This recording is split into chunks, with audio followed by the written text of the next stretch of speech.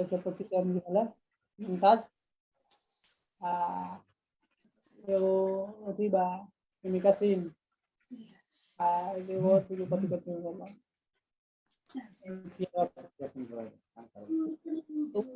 और क्या कि जोन हॉस्पिटल में खाली धन को माइसिंग बाकी सेम ये पूरा दवा जा रहा है।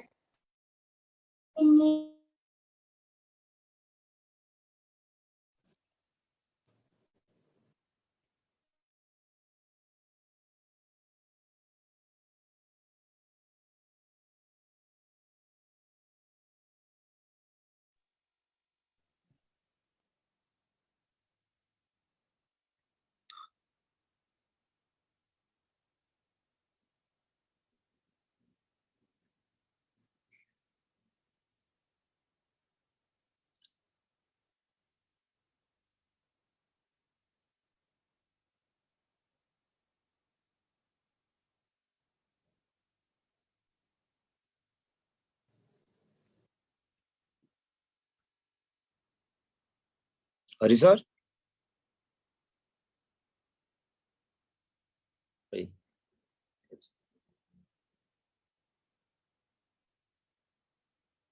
खाना खाएर सकिएको छैन जस्तो छ भन्छन्।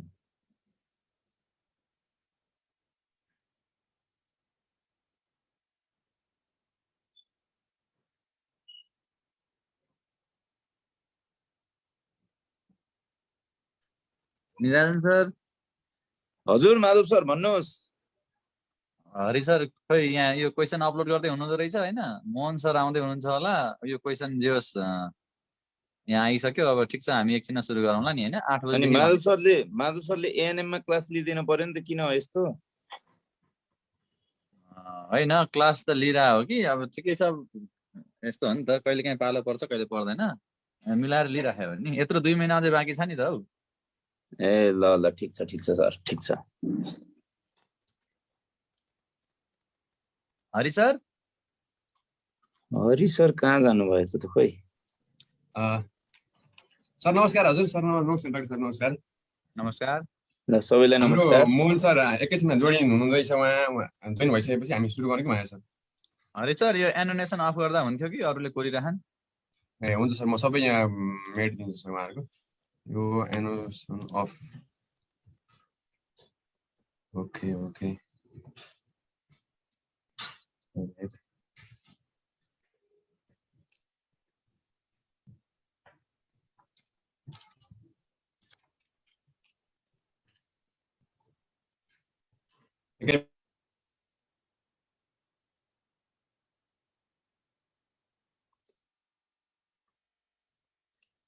माधव सरलाई त एएसडब्ल्यू ले नछोड्ने र त अनि कुरो यस्तो आए।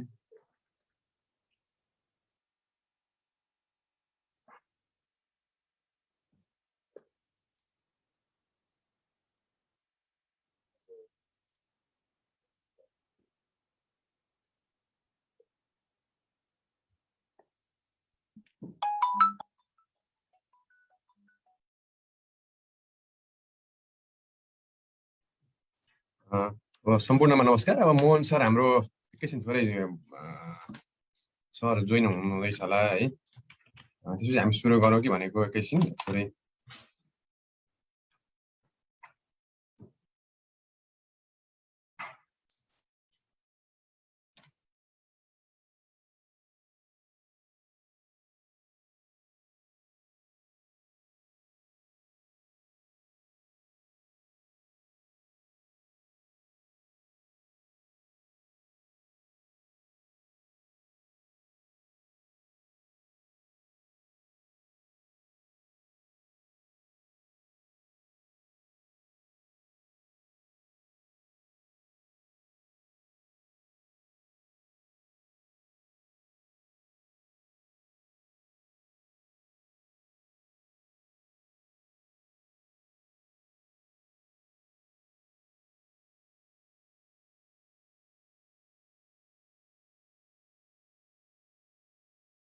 ल सर साथीलाई नमस्कार। माधव सर आइसक्नु हो, निरञ्जन सर आइसक्नु हो।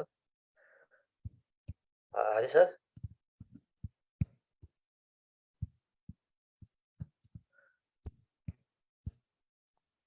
सर नमस्कार हजुर। साथीहरू भने सुरु गरौँला 1 घन्टामा सिद्ध्याउने हो। ए हुन्छ सर। हाम्रो माधव सर पनि हुनुहुन्छ, डाक्टर माधव रिजाल सर हुनुहुन्छ, हाम्रो डाक्टर निराजन सर अनि हाम्रो सर पनि आइसक्नु भएको छ। मोहन सर सुरु गर्दा हुन्छ है? हुन्छ हुन्छ। खै त माधव सर बोल्नु भएन। मोहन सर नमस्कार। ओके, अब आज हाम्रो सङ्घ अन्तर्गतको लोकसेवाको हेल्थ असिस्टेन्टको परीक्षा भएको थियो। त्यसको चाहिँ प्रश्नहरू आइसकेको छन्, त्यसको चाहिँ छलफल गर्ने कार्यक्रम हाम्रो रहेको छ। हामी लगभग 1 घन्टासम्म रहनेछौँ। अब सुरु गरौँ होला। डाक्टर निराजनबाट यो क्वेसन नम्बर 1 को चाहिँ अब डाक्टरले सुरु गर्नुहुन्छ होला। हुन्छ सर, हस्, धन्यवाद। What is the standard treatment of dry skin भनेर सोधेको रहेछ 1 नम्बरमा है। त्यसको चाहिँ प्रश्नहरू आइसकेको छन्, त्यसको चाहिँ छलफल गर्ने कार्यक्रम हाम्रो रहेको छ। हामी लगभग 1 घन्टासम्म रहनेछौँ। अब सुरु गरौँ होला। डाक्टर निराजनबाट यो क्वेसन नम्बर 1 को चाहिँ अब डाक्टर किन रिपिट आइरहेछ, साउन्ड इको आइरहेछ?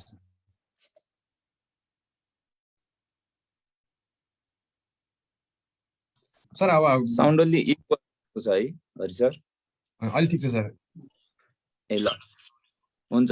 सुरुमा चाहिँ what is the standard treatment of dry skin भनेर दिएको छ है। अनि यसमा चाहिँ 4वटा अप्सन छ। अब एउटा चुज गर्नुपर्ने हुन्छ। अब ए मा दिएको छ एप्लाई स्टेरोइड क्रिम, बी मा दिएको छ एप्लाई भ्यासलिन, सी मा दिएको छ एप्लाई अल्कोहल अनि डी मा दिएको छ एप्लाई सनस्क्रिन हुन पर्ने, सन क्रिम दिएको रहेछ। ल ठिकै छ। अब के हुन्छ त यसको एन्सर भन्ने छलफल गर्छौँ हामी अब है। यो एन्सर पहिले यहाँ लगाइसकेको रहेछ है हरि सर? छैन सर, अरू छैन, यो सुरुको मात्रै लाग्यो सर, यो अरू लाग्छ सर। ए ल ठिक छ उसो भने, नत्र अलि मजा आउँदैन कि फेरि। हजुर हुन्छ सर। ल माधव सर के छ विचार भन्नुहोस् अब निराजन सर, जस्तै कि अब स्टेरोइड क्रिम लाउने कुरा त भएन, किनकि त्यो ड्राई स्किनको स्ट्यान्डर्ड ट्रिटमेन्ट त भएन कि हैन। हजुर हजुर। अब जस्तै कि अब स्किनमा रक्सी लायो, एकछिनमा उडेर गइहाल्ला, त्यो पनि मिलेन। अब सनस्क्रिन चाहिँ मेनली हामी ड्राई स्किनको लागि भन्दा पनि सनस्क्रिन लाउने भनेको चाहिँ अब प्रोटेक्सनको लागि, सनबाट प्रोटेक्सनको लागि लाउने हो, सन ब्लकको काम गरोस् भनेर हो हैन। हजुर। अब सो हजुरलाई के लाग्छ त यसमा बेस्ट भ्यासलिन लाउने नै? अब किनकि हामी चिसो महिनामा हाम्रो स्किनहरू ड्राई भइरहेको हुन्छ हैन। हजुर हजुर। चिसो महिनामा हामीले युज गर्ने स्ट्यान्डर्ड ट्रिटमेन्ट नै भ्यासलिन हो भन्ने त हामी जस्तै पेट्रोलियम जेलीहरू जुन छ हाम्रो पेट्रोलियम जेली। हजुर हजुर। भनेपछि एउटा मोइस्चराइजर चाहियो हामीलाई ड्राई स्किनको लागि, एउटा मोइस्चराइजर चाहियो। एउटा मोइस्चराइजर दिएको। हजुर, दिएको अप्सन मध्ये मोइस्चराइजर भनेको भ्यासलिन मात्र छ।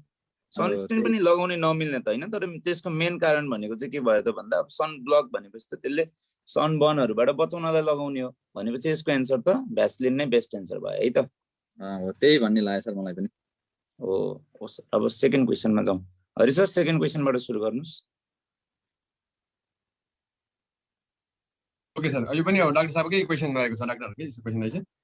ओके, सो सोधेको रहेछ कि सक भएको बिरामीलाई बेस्ट पोजिसन कुनमा राख्दा ठिक होला भनेर भनेको छ।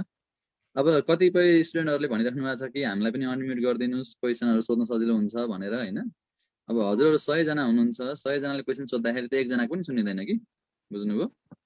अब कतिपय हाम्रा स्टुडेन्टहरू हुनुहुन्छ जुन नेममा पढ्दै हुनुहुन्छ हैन, हामी नेममा पढाइरहेका छौँ, हाम्रो सबै यो टिम नेमको टिम हो हैन।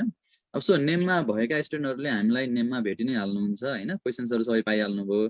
भोलि यो क्वेशन्स हामी प्रिन्ट पनि गर्छौँ, हजुरलाई क्वेशन चाहिन्छ भने हजुरलाई क्वेशन्स पनि प्रोभाइड गरौँला हैन। अनि अब नेममा भएका स्टुडेन्टहरूले चाहिँ हामी माझमा नेमबाटै कनेक्ट हुन सक्नुहुन्छ हैन। सो बाँकी अरू जो स्टुडेन्टहरू हुनुहुन्छ जुन नेमसँग जोइन भएको हुनुहुन्न, अब उहाँहरूले पनि अब आफ्नो साथीहरूकै हुनुहुन्छ होला, त्यहाँबाट गर्दा चाहिँ हुन्छ है। अब खोटाङमा हुनुहुन्छ होला कोही, अब हामी इफ हाम्रो अनलाइन क्लास पढिराख्नु भएको छ भने त्यहाँ हामी चाहिँ क्वेशन्स पठाइदिन सक्छौँ, अनलाइन क्लास पढाउँदाखेरि त्यति बेला डिस्कसन गरौँला हैन।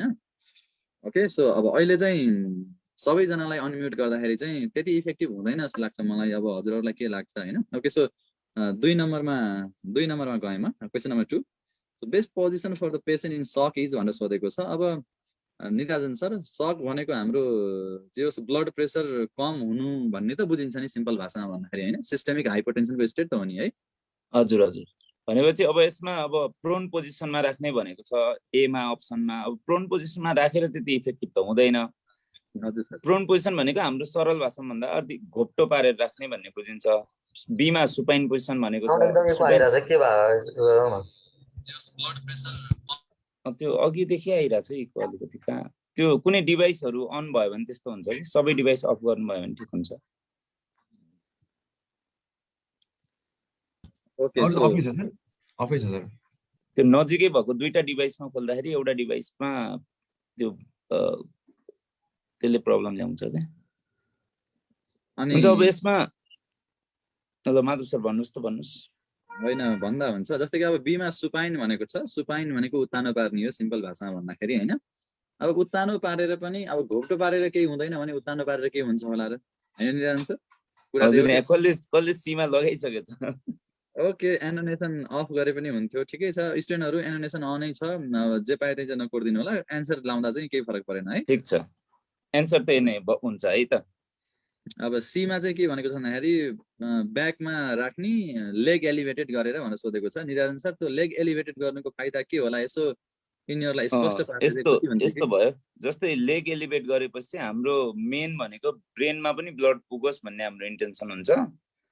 अनि त्यो भएर चाहिँ हामीले लेगलाई एलिभेट गर्नुपर्छ किनभने ब्रेन भनेको चाहिँ धेरै समय बाँच्न सक्दैन विदाउट अक्सिजन। अब 2-3 मिनटमै ब्रेनले चाहिँ अलिकति डिस्फङ्सन देखाउन थाल्छ। त्यो भएर हामीले चाहिँ लेग एलिभेट गरेपछि चाहिँ हाम्रो ब्लड सर्कुलेसन राम्रोसँग हुन्छ भनेर हामीले चाहिँ सी अप्सनलाई बेस्ट मान्छौँ।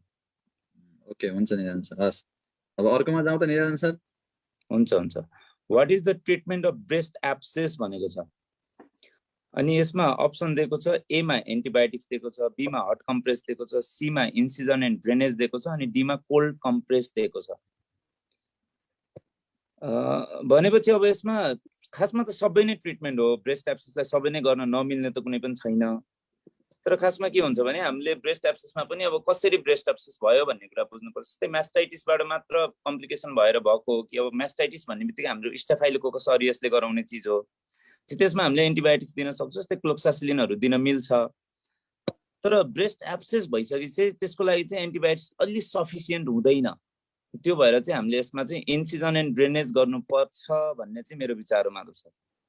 अब हामीले चाहिँ यिनीहरूको लेभलमा पढाउँदाखेरि चाहिँ निराजन सर एब्सेस भन्ने बित्तिकै एब्सेसको बेस्ट म्यानेजमेन्ट दायाँ बायाँ केही नसोचेर आइएनडी भनेर पढाउने गरे हुन्छौँ र यिनीहरूलाई साथीभाइहरूलाई उहाँहरूलाई चाहिँ सबभन्दा बेस्ट एन्सर चाहिँ आइएनडी नै हो इन्सिजन एन्ड ड्रेनेज। किनकि एब्सेस भन्ने बित्तिकै सबैभन्दा पहिला त पिप निकाल्न पर्यो।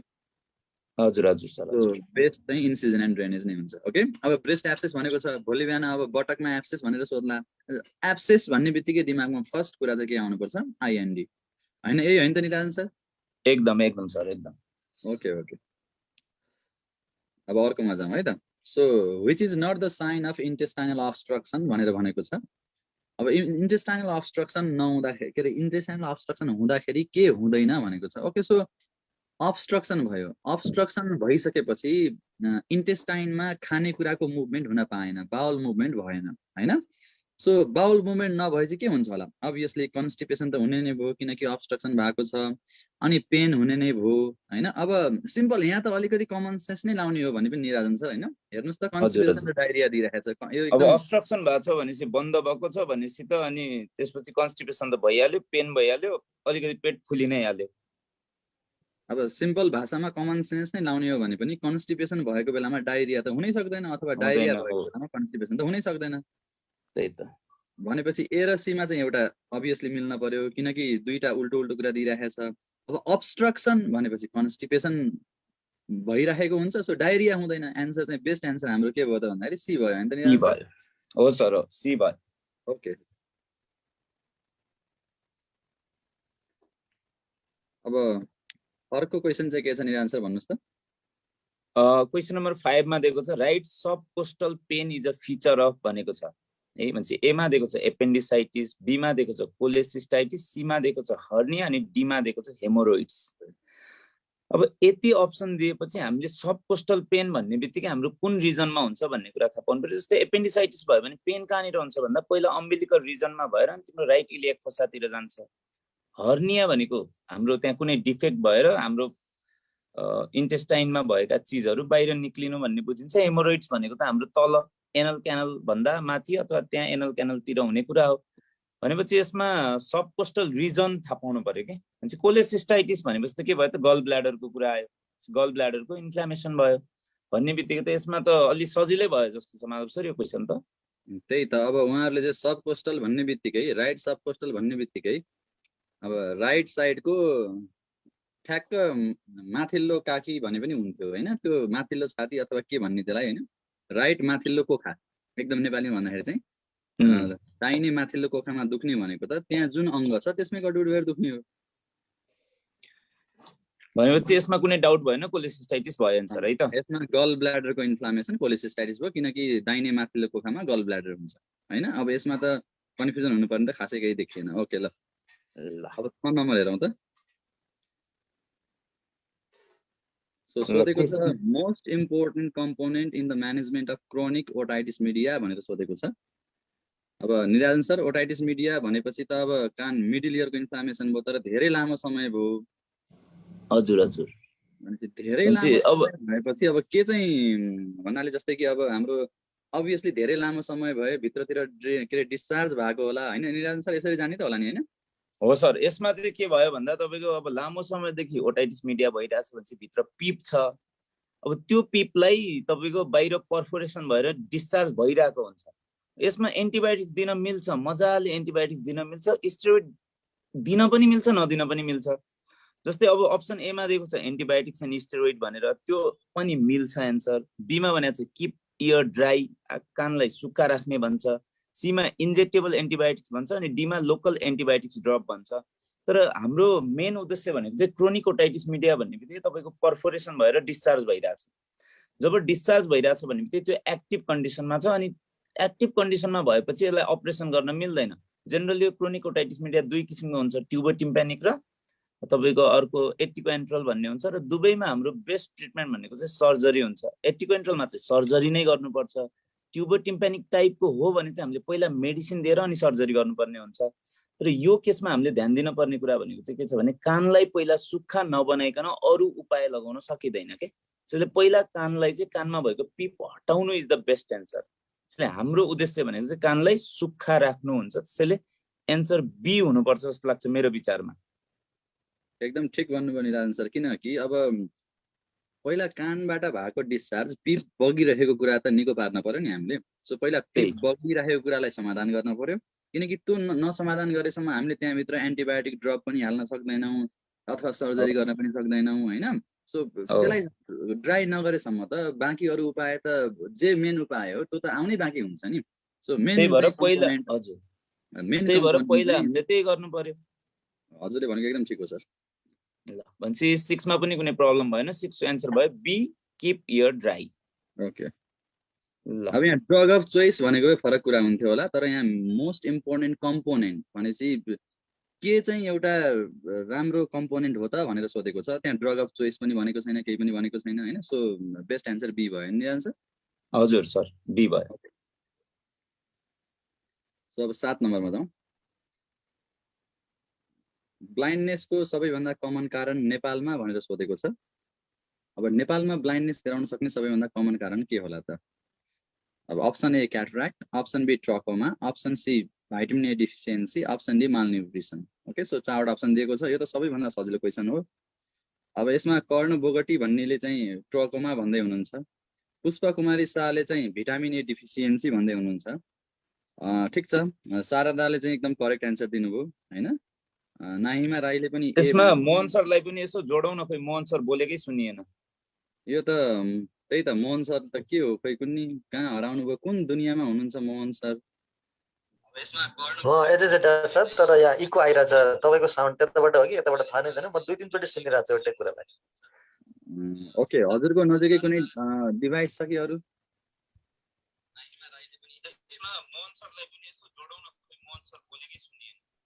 होइन ठिक छ, ओटाइटिस मिडियामा अब हाम्रो आइएमसीआई को म्यानेजमेन्टमा त के अरे ड्रग्सको कुरा पनि गर्छ, तर यिनीहरूले कम्पोनेन्ट नै भनेको भयो भने ठिकै छ सरहरूले भनेको। ओके, ठिक छ। सरकोमा अलि ढिलो गएको रहेछ, हामी ब्लाइन्डनेसमा पुगिसकेका थियौँ है। ओके, ठिक छ ल। सो निराजन सर के छ त यसमा हजुरले भन्नुपर्ने? यस्तो भयो, अब ब्लाइन्डनेसको मोस्ट कमन कज भनेको छ, अब नेपालमा सोधोस् अथवा वर्ल्ड वाइड सोधोस् त्यो त सिधै एन्सर हुन्छ, क्याट्राक्ट नै हुन्छ। तर यहाँनिर अरू अप्सन पनि नमिल्ने त छैन। जस्तै ट्रकोमा पनि one of the cause of blindness हो, तर यो चाहिँ अहिले नेपालमा इलिमिनेसनको फेजमा छ अनि अर्को भनेको भिटामिन ए डिफिसियन्सी छ जुन चाहिँ हाम्रो बच्चा बच्चीहरुमा चाहिँ कमनली हुन्छ अनि जुन चाहिँ प्रिभेन्टेबल पनि हो। तर यहाँनिर क्वेसनले चाहिँ के भनेको छ भने most common cause of blindness in Nepal भनेपछि 1 नम्बर त क्याटरेक्ट भइहाल्यो, त्यसमा त कुनै डाउटै भएन। त्यसले एन्सर त 7 को ए नै हुनु पर्यो, हैन र माधव सर? केही छ त्यसमा? यसमा केही कन्फ्युजन छैन सर, हजुरले भनेको एकदम ठिक हो। 7 को एन्सर चाहिँ ए नै हुनु पर्यो। ए क्याटरेक्ट, एन्सर इज क्याटरेक्ट। अनि त्यो इको आयो, कहाँबाट आयो इको? मोहन सरकोबाट इको आउँदो रहेछ कि के रहेछ?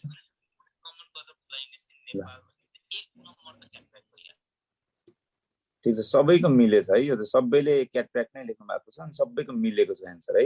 एकदम ठिक, क्याटरेक्ट हो। अब त्यहाँ इफ प्रिभेन्टेबल ब्लाइन्डनेसको कज के भनेर भनेको चाहिँ भिटामिन ए डिफिसियन्सी हुनु पर्थ्यो, किनकि प्रिभेन्ट गर्न सकिन्छ त्यसलाई। तर क्याटरेक्ट त हामी प्रिभेन्ट गर्न सक्दैनौँ नि, त्यो त ओपेसिटी अफ लेन्स हो, बुढेसकाल अनुसार हुँदै जाला। प्रिभेन्टेबल भनेर भनेको भए चाहिँ भिटामिन ए डिफिसियन्सी हुन्छ। ओके, 8 नम्बर जाउँ है।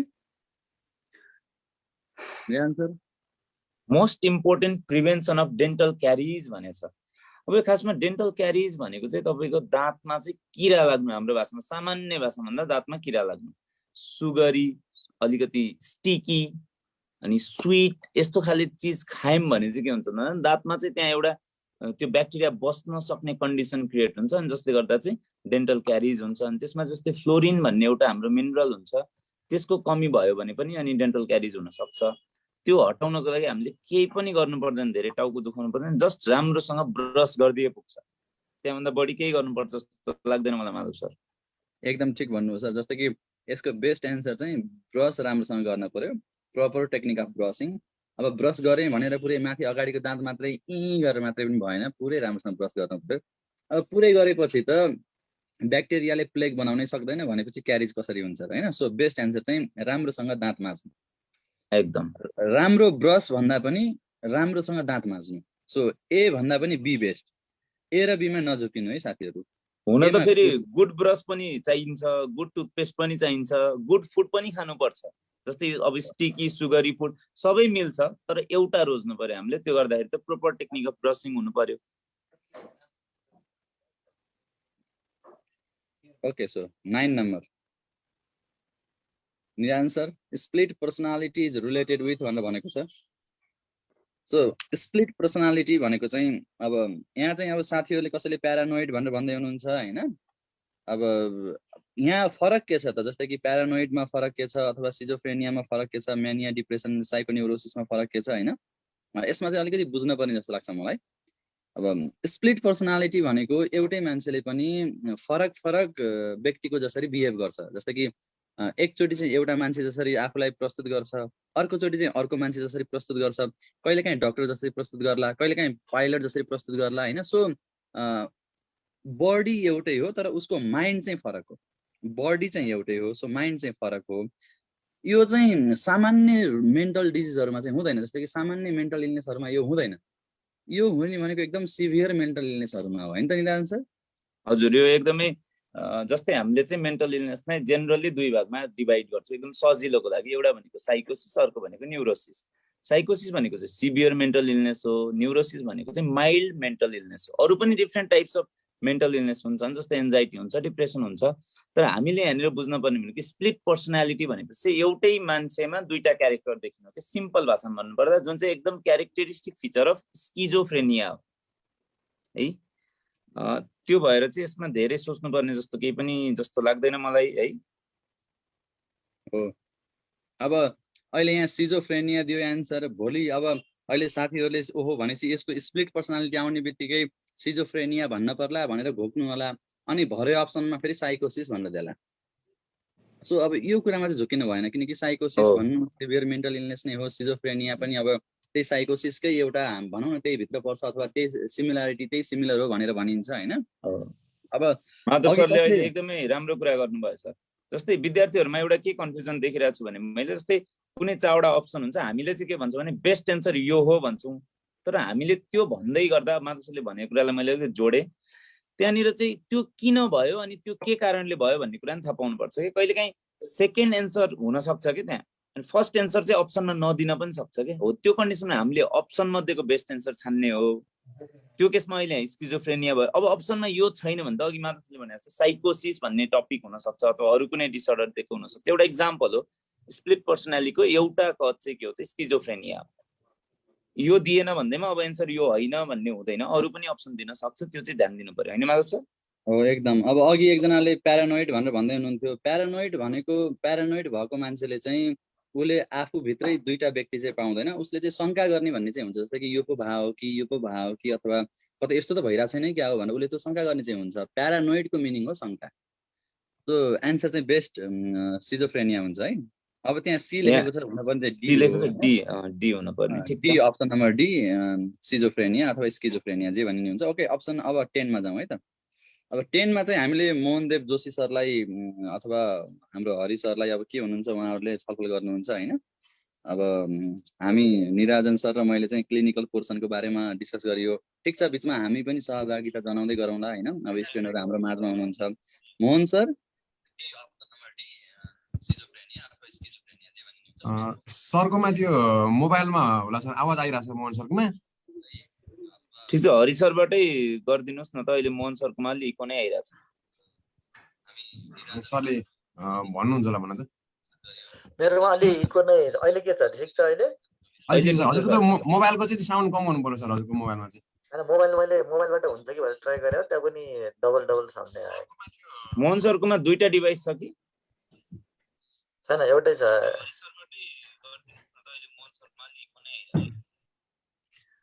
पहिले बोलेको अहिले आइरहेछ कि। ठिक छ Mohan sir, yo what is the denominator of maternal mortality ratio भनेर दिएको छ है। यसमा तपाईले अलिकति प्रकाश पारिदिनु पर्यो मोहन सर। यसमा म्याटर्नल मोर्टालिटी के रे को डिनोमिनेटरमा के हुन्छ भन्ने छ हैन? हजुर सर, म्याटर्नल मोर्टालिटी के हो भन्ने कुरा सुरुमा थाहा पाउनु पर्यो हैन। त्यसपछि मात्रै हामी डिनोमिनेटरमा के हुन्छ भनेर आइडेन्टिफाई गर्न सक्छौं।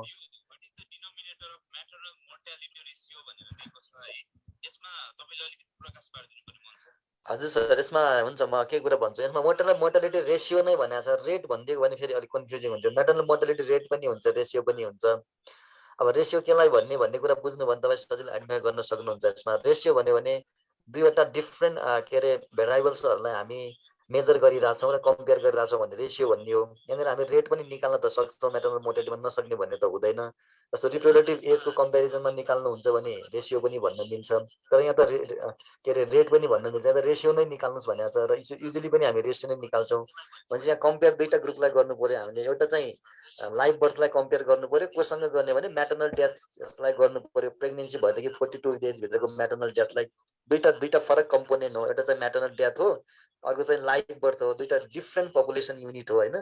त्यसले गर्दा दुईटा छुट्टा युनिटलाई हामी कम्पेयर गरिरहेछौँ भने त्यस्तो बेला चाहिँ हामी रेशियो नै भन्छौँ। यसमा अब रेशियो निकाल्नुहोस् भने रिप्रोडक्टिभ एज वुमेनमा निकालेको भए रेट हुन्थ्यो है, रेशियो हुँदैन। नम्बर अफ प्रेग्नेन्ट वुमेनमा चाहिँ युजली निकाल्दैन हामी। यसलाई हामी युजली सर्भिस इन्डिकेटरसँग बढी हेर्छौँ, कति प्रेग्नेन्ट भयो त्यसरी। यो पनि रेट नै हुन्थ्यो, प्रेग्नेन्टसँग निकालेको भए पनि। वुमेनमा निकालेको भए पनि रेट नै हुन्थ्यो, किनभने डिनोमिनेटर र न्युमिनेटर एउटै आउँछ, त्यसमा एउटै कम्पोनेन्टबाट आउँछ। तर हामी लाइभ बर्थसँग कम्पेयर गरेर निकाल्ने भए हुनाले लाइभ बर्थ चाहिँ छुट्टै पपुलेसन कम्पोनेन्ट हो, म्याटर्नल डेथ चाहिँ छुट्टै पपुलेसन कम्पोनेन्ट हो। त्यसले गर्दा दुईटा डिफ्रेन्ट पपुलेसन कम्पोनेन्टलाई हामीले हेरेर एक्सप्रेस गरिरहेछौँ भने इन्टरनेसनली पनि यो नै गर्ने प्र्याक्टिस छ। सो द्याट यसमा रेशियो निकाल्नु पर्यो भने टोटल नम्बर अफ लाइभ बर्थमा निकाल्ने, द्याट इज बेटर वे। तर रेट निकाल्नु पर्यो भने माथिको इन्डिकेटर्सहरू पनि प्रयोग गर्न सकिन्छ। युजली हामी 15 देखि 45 वर्षको वुमेनलाई चाहिँ के रे डिनोमिनेटरमा राखेर निकाल्न लाग्यौँ भने हामी रेट पनि भन्न सक्छौँ। या त रेशियो नै भनेको छ। सो द्याट लाइभ बर्थ चाहिँ numerator is not a part of denominator हुनुको लागि त लाइभ बर्थ हुनु पर्यो। सो द्याट त्यही नै राइट आन्सर हुन्छ। डाक्टर साहब, हजुर हजुर, मैले थोरै जानकारी गराउन चाहेँ। धेरै साथीहरू फेसबुक लाइभमा पनि जोडिनु भएको छ। उहाँहरूले यो के को क्वेसनहरू हो भन्ने कुरा चाहिँ लेखिरहनु भएको छ। मैले थोरै जानकारी दिन चाहेँ। आज लोकसेवा आयोगले हेल्थ असिस्टेन्टको परीक्षा गराएको थियो, जुन गण्डकी लगायत सङ्घको परीक्षा हो यो चाहिँ। त्यसको परीक्षाको यो प्रश्नहरू हो र हामीले नेम इन्स्टिट्युटबाट यहाँहरूको चाहिँ यो क्वेसनको बेस्ट एन्सर के हुन सक्छ त्यसको छलफल गरिरहेको छौँ। र आज हामीसँग हुनुहुन्छ डाक्टर निराजन, त्यस्तै गरी हाम्रो मोहनदेव जोशी सर हुनुहुन्छ, त्यस्तै डाक्टर माधव रिजाल पनि हुनुहुन्छ। छलफल गरिरहेको छौँ। अब सुरु गर्नु छ अर्को। ओके, क्वेसन नम्बर 11बाट हामी जानेछौँ है त। हस् डाक्टर साहब, इको आइरहेछ है।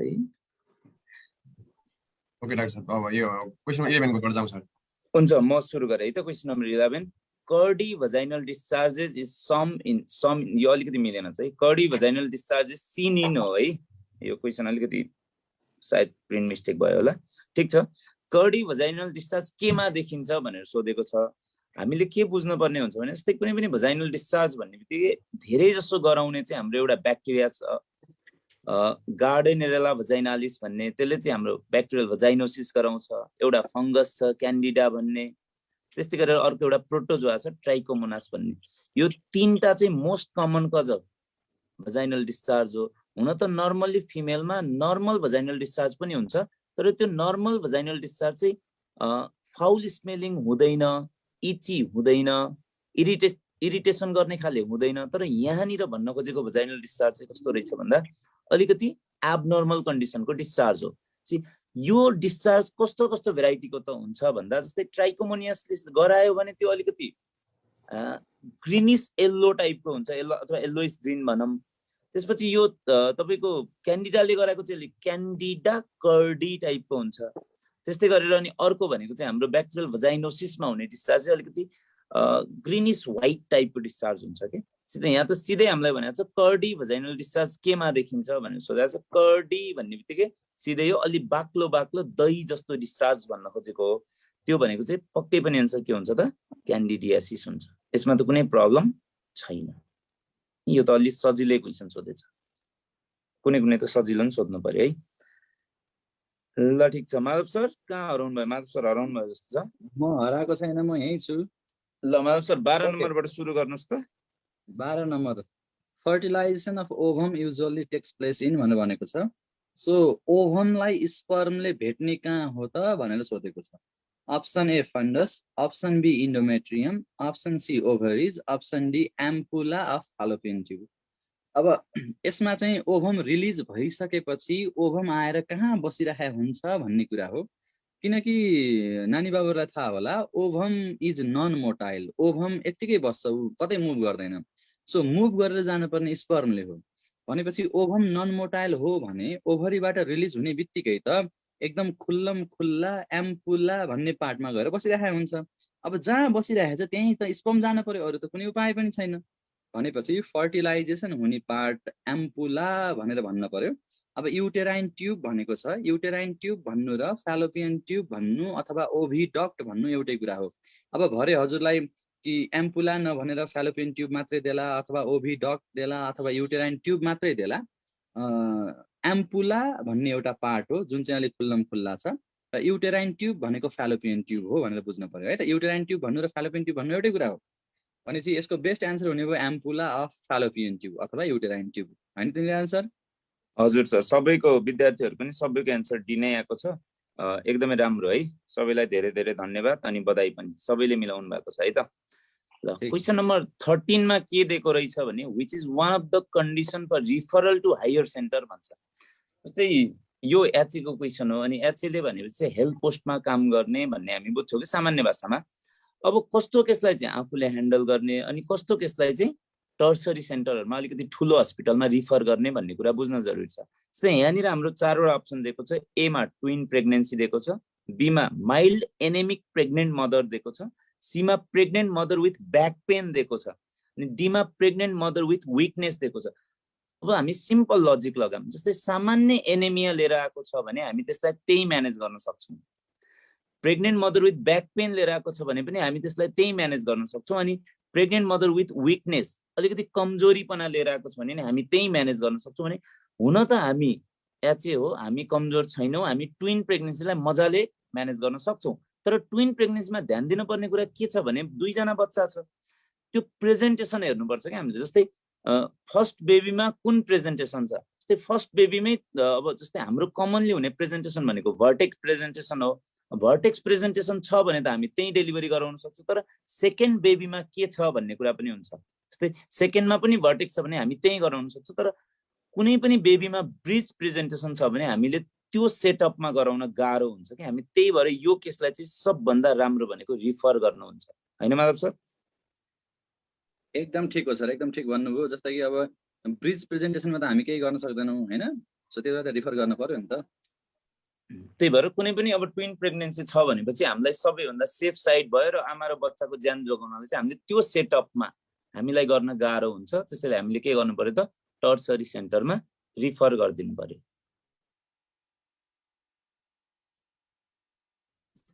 ओके, यो चाहिँ अब हाम्रो सरले मोहन सरले भन्नुहुन्छ त उहाँकोमा अब अलिक ठिक छ कि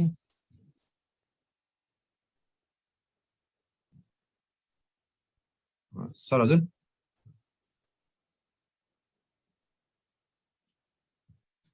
ओके मोहन सर क्वेसन चाहिँ करेन्ट हेल्थ सर्भिस एक्ट 2053 मा के अरे एन्ड रेगुलेसन 2055 मा तलका मध्ये के अरे म्याक्सिमम एक्स्ट्रा अर्डिनरी लिभको चाहिँ कति ड्युरेसन हुन्छ भनेको छ हैन। अब लिभको बारेमा दुईटैमा भनेको छ, दुईटै एनमा पनि भनेको छ, नियमले पनि भनेको छ हैन। स्वास्थ्य सेवा ऐन र स्वास्थ्य सेवा नियमले दुईटा कुरा गरेको छ यसमा। स्वास्थ्य सेवा ऐन चाहिँ 2053 र स्वास्थ्य सेवा नियमले 2055 है, दुईटैले बिदाको बारेमा कुरा गरेको छ। स्वास्थ्य सेवा ऐनको चाहिँ दफा 86 भनेको चाहिँ के अरे क्लस 40 के अरे 86 मा 86 मा र रेगुलेसनको चाहिँ 64 स्वास्थ्य सेवा नियमावलीको चाहिँ 64 मा चाहिँ यो कुरा भनेको छ कति त बिदा पाउने र कस्तो बिदा पाउने भनेर। यहाँ चाहिँ एक्स्ट्रा अर्डिनरी लिभ भनेको छ। एक्स्ट्रा अर्डिनरी लिभ भनेको चाहिँ असाधारण बिदा हो हेर्नुस् है। यसको ड्युरेसन चाहिँ फिक्स छ। एक्स्ट्रा अर्डिनरी लिभ चाहिँ कर्मचारीले आफ्नो अवधिभर बढीमा 3 वर्ष पाउने हो, 3 इयर्स मात्रै हो पाउने। एकचोटिमा एकपटक मात्र स्वीकृत हुन्छ 1 वर्षको लागि र प्रत्येक वर्ष गरेर 3 पटक 3 चोटि स्वीकृत गरेर 3 वर्ष पुर्याउन सकिन्छ। सो द्याट यसमा अरु केही पनि कन्डिसन्सहरु नदिएको हुनाले एक्स्ट्रा अर्डिनरी लिभ कति पाउँछ भनेर राइट आन्सर चाहिँ 3 वर्ष हुने भयो हैन। र अरु पर्पजको लागि चाहिँ यसको तलमाथि पनि गर्न सकिन्छ। जस्तो अध्ययन बिदाको हो भने 4 वर्ष पनि गराउन सकिन्छ। अवधि पुग्यो भने तपाईले 3 वर्ष पाउनु हुन्छ, 3 लाउनुहुन्छ है। यसमा 3 नै राइट मार्क छ। 5 वर्ष बिदा पाउने भन्ने केही छैन। 6 वर्ष हो भने चाहिँ अध्ययन बिदा पाउँछ, 1 वर्ष हो भने असाधारण बिदा 1 वर्ष पनि पाउन सकिन्छ है। Maximum length of extraordinary leave भनेको चाहिँ म्याक्सिमम लेन्थ चाहिँ 3 इयर्स मात्रै हो, त्यो भन्दा बढी हुँदैन।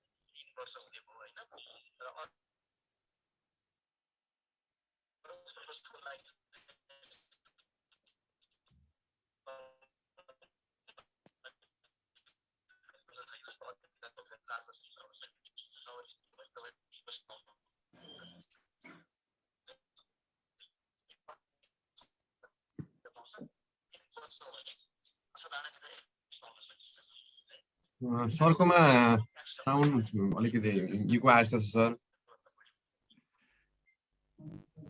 मेरो प्रब्लम छ। अब म यहाँबाट होला जस्तो भएन। अहिले अहिले अलि सुनिरहेको छ सर राम्रोसँग। एकचोटि विद्यार्थीले नि भनिरहेछन् लिभ गरेर जोइन गर्नुभयो भने हुन्छ कि भन्ने। अब त्यो एकचोटि ट्राई गर्नु त मन सर हुन्छ होला सायद। सर आउनुहुन्छ एकपल्ट, उहाँकोमा फेरि समस्या आएको छ, फेरि उहाँ आउनुहुन्छ। यसको चाहिँ यो क्वेसन नम्बर 14 को एन्सर सरले भनिसक्नु भएको छ। 3 इयर्स यसलाई हामीले असाधारण बिदा पनि भन्ने गरिन्छ। असाधारण बिदा चाहिँ बढीमा चाहिँ एक पटकमा 1 वर्षसम्म र 3 पटकसम्म लिन मिल्छ भने 3 पटकसम्म भनेको 3 वर्षसम्म लिन मिल्छ भनेको हुनाले गर्दाखेरि क्वेसन नम्बर 14 को एन्सर बी हुन्छ है त। अर्को क्वेसन नम्बर 15 मा रहेको छ। नेपाल हेल्थ सर्भिस एक्ट 2053 मा आएको हो है। नेपाल स्वास्थ्य सेवा ऐन 2053 सालमा आएको छ, जुन चाहिँ तपाईको 2053 सालमा 53 साल फागुनको 15 गते आएको थियो र त्यो चाहिँ पहिलो संशोधन भनेको चाहिँ 2055 मा भएको थियो है त। यो तपाईले बुझ्नु पर्यो। सरले पनि अहिले चाहिँ 2053 मा आएको हो है नेपाल स्वास्थ्य सेवा। ओके, सरकोमा अझै इको आइरहेछ है, त्यही भएर ओके। क्वेसन नम्बर 15 को एन्सर बी भयो है। 2055 मा चाहिँ फर्स्ट एमेन्डमेन्ट भनेको चाहिँ यो पहिलो संशोधन भएको थियो है त। नेपाल स्वास्थ्य सेवा ऐन कहिले आएको थियो भनेर आउन सक्छ 2053 सालमा, अनि फागुनको 15 गते आएको थियो। त्यही भएर हामीले प्रत्येक वर्षको फागुन 15 लाई नेपाल स्वास्थ्य सेवा दिवस भनेर, नेपाल हेल्थ सर्भिस डे भनेर मनाइने गरिन्छ। यो तपाईले बुझ्नुपर्ने हुन्छ। क्वेसन नम्बर 16 पनि यो कम्युनिटी पोर्सनबाट रहेको छ। यो आमा सुरक्षा कार्यक्रम अन्तर्गत रहेको छ। आमा सुरक्षा कार्यक्रम अन्तर्गत यो एएनसी को लागि मोटिभेसन एउटा चाहिँ एएनसी को लागि मोटिभेसनल इन्सेन्टिभ भनेर चाहिँ नेपाल सरकारले 4 महिना, 6 महिना, 8 महिना र 9 महिना 4 पटकसम्म एएनसी जाँच गरे बापत चाहिँ एउटा मोटिभेसनल स्वरूप इन्सेन्टिभ स्वरूप चाहिँ नेपाल सरकारले पहिला चाहिँ 400 रुपैयाँ दिने व्यवस्था गरेको थियो भनेदेखि 2075 साउन 1 गतेबाट चाहिँ दोब्बर बनाएर 800 रुपियाँ चाहिँ दिने व्यवस्था गरेको छ।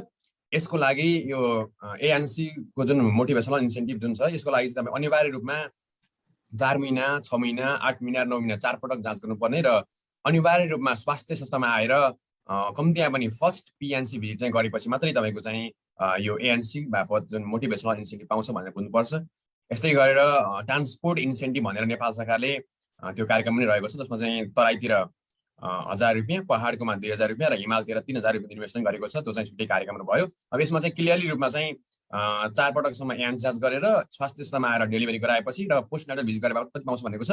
त्यो बापत चाहिँ यो जो मेन चाहिँ ANC भिजिटको लागि 800 रुपियाँ पाउँछ भनेर बुझ्नु पर्यो है त। क्वेसन नम्बर 16 आन्सर बी भयो, सरी सी भयो है त।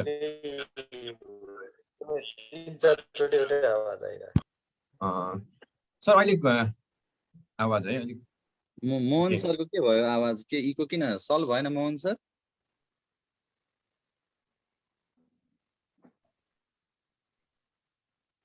ओके, सरले अब एकपल्ट लिभ गरेर फेरि जोइन गर्दाखेरि आउँथ्यो कि है।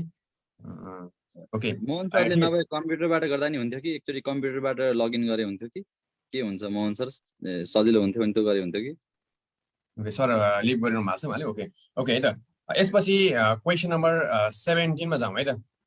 क्वेसन नम्बर 17 मा national TV centre develop it's national strategic plan 2016-2021 with vision of TV free Nepal by 2050 ending TV defined age भनेको छ। यो पनि क्वेसन हाम्रो ट्युबरक्लोसिस कन्ट्रोल प्रोग्रामबाट जुन public health programme health assistant लागि एकदम इम्पोर्टेन्ट छ, त्यसबाट क्वेसन आएको रहेछ है।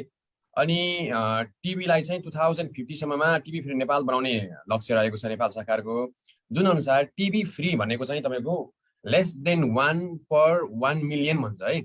लेस देन 1 per 1 million भनेको चाहिँ 1 भन्दा कम, 10 लाख जनसङ्ख्यामा चाहिँ 1 भन्दा कम भनेको हो है। त्यो हुँदाखेरि यसको एन्सर चाहिँ यो भयो है, डी एन्सर भनेको 1 लेस देन 1 per 1 million भनेको चाहिँ 10 लाख है त। यसको एन्सर डी भयो है त। ट्युबरक्लोसिस अनि अर्को हुन्छ लेप्रोसी भन्ने हुन्छ। लेप्रोसी इलिमिनेसन भन्नाले के बुझिन्छ भनेर आउन सक्छ, त्यसको चाहिँ prevalence rate less than 1 per 10,000 at national level भन्ने हुन्छ।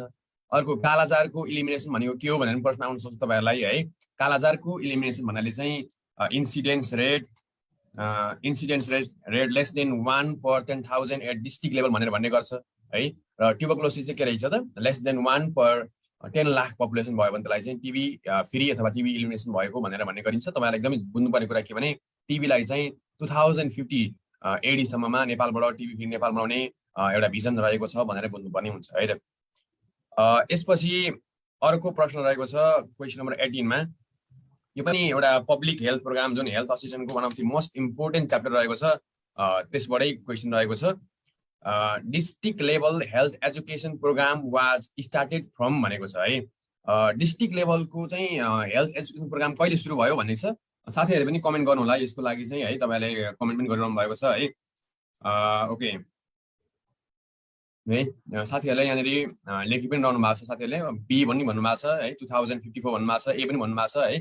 र यसको एन्सर चाहिँ डिस्ट्रिक्ट लेभलको हेल्थ एजुकेसन प्रोग्राम चाहिँ नेपालमा 2051 मा भएको भन्ने कुरा छ है त। 2051 मा चाहिँ भएको छ है हेल्थ एजुकेसन प्रोग्राम नेपालमा। NHEICC कहिले स्थापना भयो भन्नेदेखि लिएर धेरै कुरा।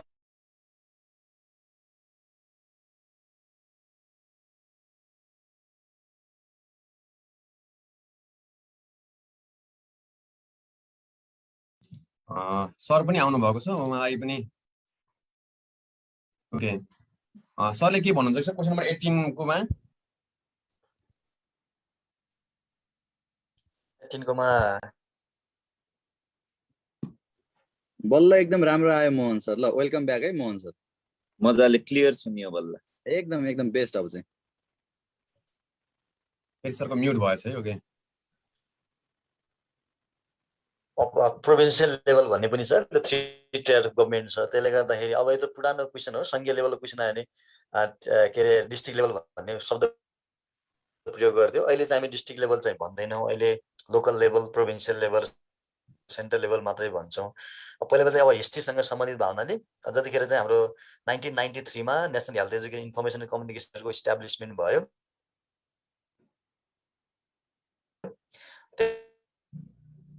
त्यतिखेर नै डिस्ट्रिक्ट लेभलमा प्रोग्राम लग्नुपर्छ भन्ने कन्सेप्ट आएको हो होइन। र त्यतिखेर चाहिँ 19 सम्बन्धमा दिएको छ, यसमा डेट पिरियडसम्म दिएको हुनाले 2051 सालदेखि चाहिँ यो प्रोग्राम चाहिँ जिल्लामा जानुपर्छ भन्ने कन्सेप्ट आएको र 1996 पछि चाहिँ के हो भने एफएममा पनि जानुपर्छ भन्ने कन्सेप्ट आयो होइन। सो द्याट यसको राइट आन्सर चाहिँ 2051 लाउँदा ठिक हुन्छ विक्रम सम्बन्धमा सबै है। सर क्वेसन नम्बर 19 पनि सरले नि भन्नुपर्छ, यो कालाजारको इलिमिनेसन सम्बन्धी रहेछ। Kala-azar elimination programme started in Nepal भनेको छ है। अब यो पनि हिस्ट्रीसँग सम्बन्ध, कहिलेका 2-3 डेट पनि सोध्छ, यसपालि 2-3टा सोधेर 3टै सोधेको छ होइन।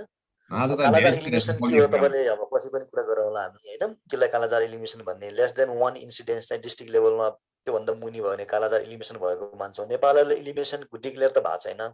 हामी कहाँ सबै 18वटा इन्डेमिक डिस्ट्रिक्टमा कालाजार एलिमिनेसनकै स्टेटसमा छ, where in the state of elimination होइन। एकदम स्टेट अब खास कालाजार चाहिँ नेपालमा आइडेन्टिफाई भएको 1970-60 को दशकतिर हो, तर त्यतिखेर ट्रिटमेन्ट गर्दैन, एलिमिनेसन भन्ने पनि थिएन। धेरै मान्छे डेथ हुन्थ्यो र 2005 मा मात्र त्यतिखेर यिनीहरूलाई नेग्लेक्टेड ट्रपिकल डिजिजेस भन्थ्यो, खासै पर पारिएका पर सारिएका रोगहरू भन्थ्यो होइन भन्ने थियो। त्यसको 3टा फेज थियो होइन। 2005 मा आयो प्रोग्राम। अब कहिले आएको मात्रै भनेको छ, 2005 देखि 2008, 2008 देखि 2015 अनवार्ड भनेर 3टा फेजमा प्रिपेरेटरी, एट्याक र कन्सोलिडेसन फेज भन्ने थियो। अहिले हामी कन्सोलिडेसन फेजमा छौँ 2015 अनवार्ड। र 15 मा पनि एलिमिनेसन त हुन सकेन, 2020 मा एलिमिनेसन गर्ने भनेको थियो, त्यो पनि हुन सकेन नेग्लेक्टेड ट्रपिकल डिजिज। अब कहिले हुन्छ थाहा छैन। जसो प्रोग्राम इनिसिएट भएको चाहिँ 2005 मा हो भनेर याद गर्ने। यसको राइट आन्सर चाहिँ 2005 नै होला। हजुर 2005 मा 70 जिल्लाबाट भन्ने कार्यक्रमहरू हुन्छ। हजुर ओके, यो अर्को नेक्स्ट क्वेसन रहेछ सर। क्वेसन नम्बर 20 मा अब नयाँ भ्याक्सिन कुन चाहिँ सुरु भएको भनेर रहेछ सर। यसको त भ्याक्सिन इन्ट्रोड्युसन इपिआई प्रोग्राम इन नेपाल भनेको छ। अब हिस्ट्रीसँग हेऱ्यो भने चाहिँ हामीले धेरै बढी छलफल गरेका छौँ। 1977 देखि चाहिँ हामीसँग 4वटा एन्टिजेन र 2टा भ्याक्सिनबाट प्रोग्राम सुरु भयो होइन। अहिले हामीसँग अल टोटल 12वटा एन्टिजेन्सहरू छ होइन। त्यो 12वटा एन्टिजेनहरू मध्ये न्युली इन्ट्रोड्युस भ्याक्सिन भनेको छ। भ्याक्सिन भने पनि एन्टिजेन भने पनि अब कहिलेकाहीँ कम्बाइन एन्टिजेन भन्ने भावनाले कन्फ्युज हुने हो। अहिले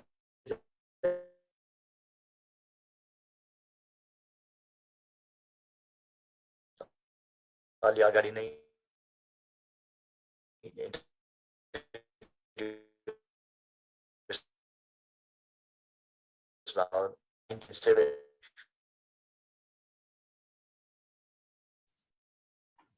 सरको साउन्ड काटिएर आइरहेको छ सर।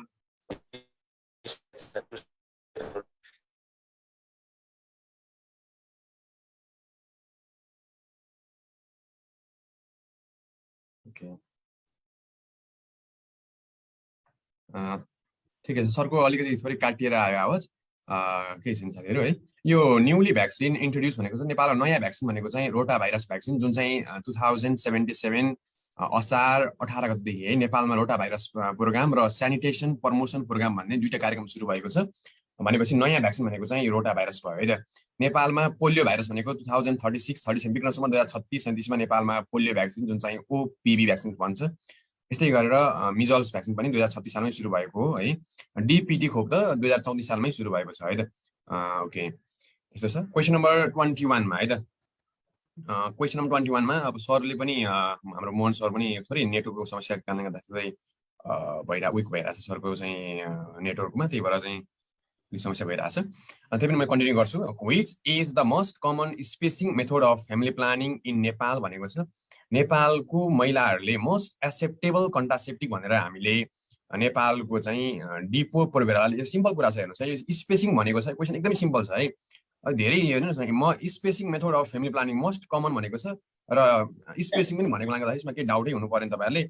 यसको एन्सर चाहिँ डिपो प्रोभेरा हुन्छ। अब डिपो प्रोभेरालाई हामीले चाहिँ मोस्ट एक्सेप्टेबल कन्ट्रासेप्टिभ पनि भन्ने गर्छौँ। नेपाली महिलाहरूले चाहेको भनेको डिपो प्रोभेरा, तर पनि मोस्ट पपुलर मेथड एनडिएचएस भन्छ, जुन तपाईँको Nepal demography and health survey भन्ने जुन छ, त्यो Nepal demography and health survey अनुसार चाहिँ most popular method of family planning भनेर आयो भनेदेखि चाहिँ नेपालमा मिनी ल्याब हुन्छ भनेर बुझ्नुपर्छ। यो कन्डम भनेको त one of the dual contraceptive भनेर हामी बुझ्ने गर्छौँ।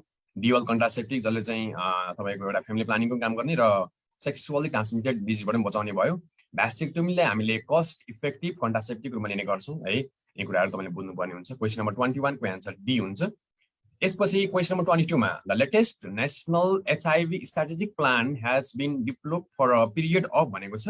यो चाहिँ तपाईँको 2016 देखि 2021 सम्म हो है त। तपाईँहरूले HIV एड्समा धेरै कुराहरू जान्नुपर्ने हुन्छ। हेर्नुहोस् है, HIV एड्स नेपालमा कहिले देखियो, विश्वमा कहिले देखियो, नेपालको प्लानहरू पनि तपाईँले चाहिँ बुझ्नुपर्ने हुन्छ होइन। जस्तो विश्वमा 1981 मा फर्स्ट केस देखियो, 1988 मा नेपालमा देखियो, 1995 मा HIV testing and counselling centre सुरु भएको छ। 2004 मा एन्टी रेट्रोभाइरल थेरापी कार्यक्रम सुरु भएको होइन। यस्तै गरेर 2005 मा PMTCT प्रोग्राम भन्ने जुन prevention of mother to child transmission भन्ने कार्यक्रमहरू सुरु भएकोदेखि लिएर 2009 मा तपाईँको चाहिँ CBPMTCT प्रोग्रामहरू सुरु भएको भन्ने कुराहरू छन्, तपाईँले जान्नुपर्ने हुन्छ। भनेपछि क्वेसन नम्बर 22 को एन्सर बी भयो। यसमा के छन् भन्ने कुरा हामी पछि क्लासमा पनि तपाईँहरूको हेल्थ असिस्टेन्टको क्लासमा हामी पढ्दाखेरिमा यो HIV एड्सको बारेमा डिटेलमा पढ्ने नै छौँ है त। क्वेसन नम्बर 23 मा पनि यो पनि वान अफ द प्रोग्रामबाट हाम्रो पब्लिक हेल्थ प्रोग्रामबाट जुन हेल्थ असिस्टेन्टमा 10वटा प्रश्न आउँछ। धेरै प्रश्नहरू आएका छन् है त यो हेल्थ असिस्टेन्टको लागि युनिट 1 बाट जुन सङ्घको लागि लोकसेवामा। क्वेसन नम्बर 23 मा हेर्नुहोस् त, the date of establishment of NHEICC भनेको छ। यो पनि अहिले पनि सरले पनि भनिसक्नु भएको छ है। यो NHEICC भनेको जुन national health education information and communication centre भन्ने जुन छ, यसको स्थापना चाहिँ नेपालमा 1993 मा अथवा विक्रमसम्म 2050 सालमा भएको है त। नेपालमा स्वास्थ्य नीति फर्स्ट नेसनल हेल्थ पोलिसी नेपालमा 2048 अथवा 1991 मा आयो। सन् 1991 मा नेपालमा पहिलो स्वास्थ्य नीति आयो। त्यो नीति आइसकेपछि बिस्तारै बिस्तारै सेन्टरहरू डिभिजनहरू बिस्तारै बिस्तारै स्थापना हुँदै गए र यो NHEICC जुन तपाईँको चाहिँ हेल्थ एजुकेसनसँग सम्बन्धित छ, यो चाहिँ नेपालमा 1993 मा सुरु भएको हो भनेर यहाँले बुझ्नुपर्ने हुन्छ साथीहरू है त। यसको बारेमा पनि हामी पछि डिटेलमा पढ्ने नै छौँ है त। मोहन सरले आइसक्नु भएको छौँ, केही भन्नुहुन्छ कि सरले है? ठिक छ, अघि पनि आइसक्यो। सेम हो, जिल्ला लेभलमा स्वास्थ्य शिक्षा कहिले सुरु भयो भन्नु र इस्टाब्लिसमेन्ट लिङ्क अप डेट हो, अघि पनि यसमा कुरा भइसकेको छ। ठिक छ। Question number 24 sir, immunisation act भनेर रहेछ सर। यो पनि अब immunisation act was endorse in Nepal भन्ने क्वेसन छ हैन। मैले धेरैचोटि मैले इन्फोर्स नै गरेको छु यसमा इम्युनाइजेसन एक्टको बारेमा। कहिलेकाहीँ क्वेसन आउँछ भनेर, किनभने हामी एकदमै लिमिटेड सर्भिसहरू आउँछ। किन अहिले यो पब्लिक इम्युनाइजेसन एक्ट भन्ने खालि हामीले जिस्किया जस्तो गरेर इम्युनाइजेसन एक्ट चाहिँ 10-12 दिन होला नि भनेर जिस्केर भने जस्तो गर्नुपर्छ भनेर भनेको थिएँ नि होइन। एकचोटि क्लासमा पनि कुरा भएको थियो हाम्रो साथीहरूसँग पनि अवसर। सो द्याट यो 2072 साल चाहिँ 10-12 गतितिर भयो होला नि, केही नभयो भने कहिले हो भनेर सोध्यो भने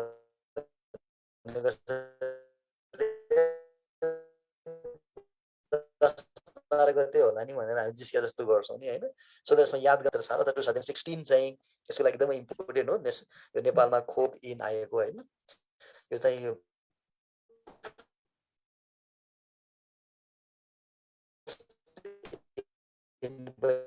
थियो हाम्रो हेल्थमा चाहिँ होइन। सो द्याट यो 2072 आयो। ओके, नेक्स्ट क्वेसन एमडिजी को बारेमा सोधेर रहेछ सर हैन। एसटिजी आइसक्यो, त्यही पनि एमडिजी को बारेमा आवाज सुनेछ कि छैन सर? अहिले चाहिँ अलिक क्लियर हो, अलिक एमडिजी आफ्नो पोजिसनमै हो।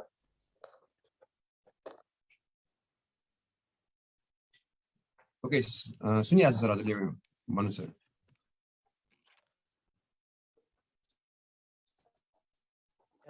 हुन त एसटिजी आइसक्यो अहिले। 2016 जनवरी 1 देखि चाहिँ इन्फोर्स चाहिँ एसटिजी सबैले लागू गर्नै पर्छ। संयुक्त राष्ट्रसङ्घको 193 वटा देशहरूले होइन, जसमध्ये हामी पनि हौ। र एमडिजी चाहिँ केही देशहरूले लागू गरेको थिएन, 189 वटा देशहरूले मात्र हुन्छ भनेको थियो। तर एमडिजी चाहिँ still the very important agenda है। त्यसैमा टेकेर एमडिजीमा टेकेर एसडिजी आएको हो। त्यसले गर्दाखेरि एमडिजी पुरानो भयो भन्नु हुँदैन। क्वेसन त आउँदो रहेछ, अहिले लर्निङ पनि दियो हामीलाई होइन। सो द्याट एमडिजी 5 भनेको छ, 4, 5 र 6 चाहिँ स्वास्थ्यसँग सम्बन्धित हो। 8वटा गोलहरू थिए यसमा। 8वटा गोल मध्ये चाहिँ 4, 5 र 6लाई हामी हेल्थको चाहिँ मेजर 3 गोल्स मान्छौँ। 4 नम्बरमा चाहिँ चाइल्ड हेल्थको कुरा थियो, 5 नम्बर चाहिँ म्याटर्नल हेल्थ, 6 नम्बर चाहिँ communicable disease including malaria, TB, HIV सबै थियो। एनसिटीको कुरा चाहिँ एमडिजीमा थिएन होइन। सो द्याट 5 नम्बर के थियो भने चाहिँ भेरी सिम्पल म्याटर्नल हेल्थ है। 8वटा गोलमा चाहिँ 4, 5, 6 चाहिँ हाम्रो स्वास्थ्यको थियो भन्ने थाहा पाउनुपर्छ। 4 मा चाहिँ बच्चा थियो, 5 मा चाहिँ आमा, 6 मा चाहिँ रोग हैन। यसरी हेर्नुपर्छ। बाँकी कुरा त अब पछि पनि गर्दै गरौँला।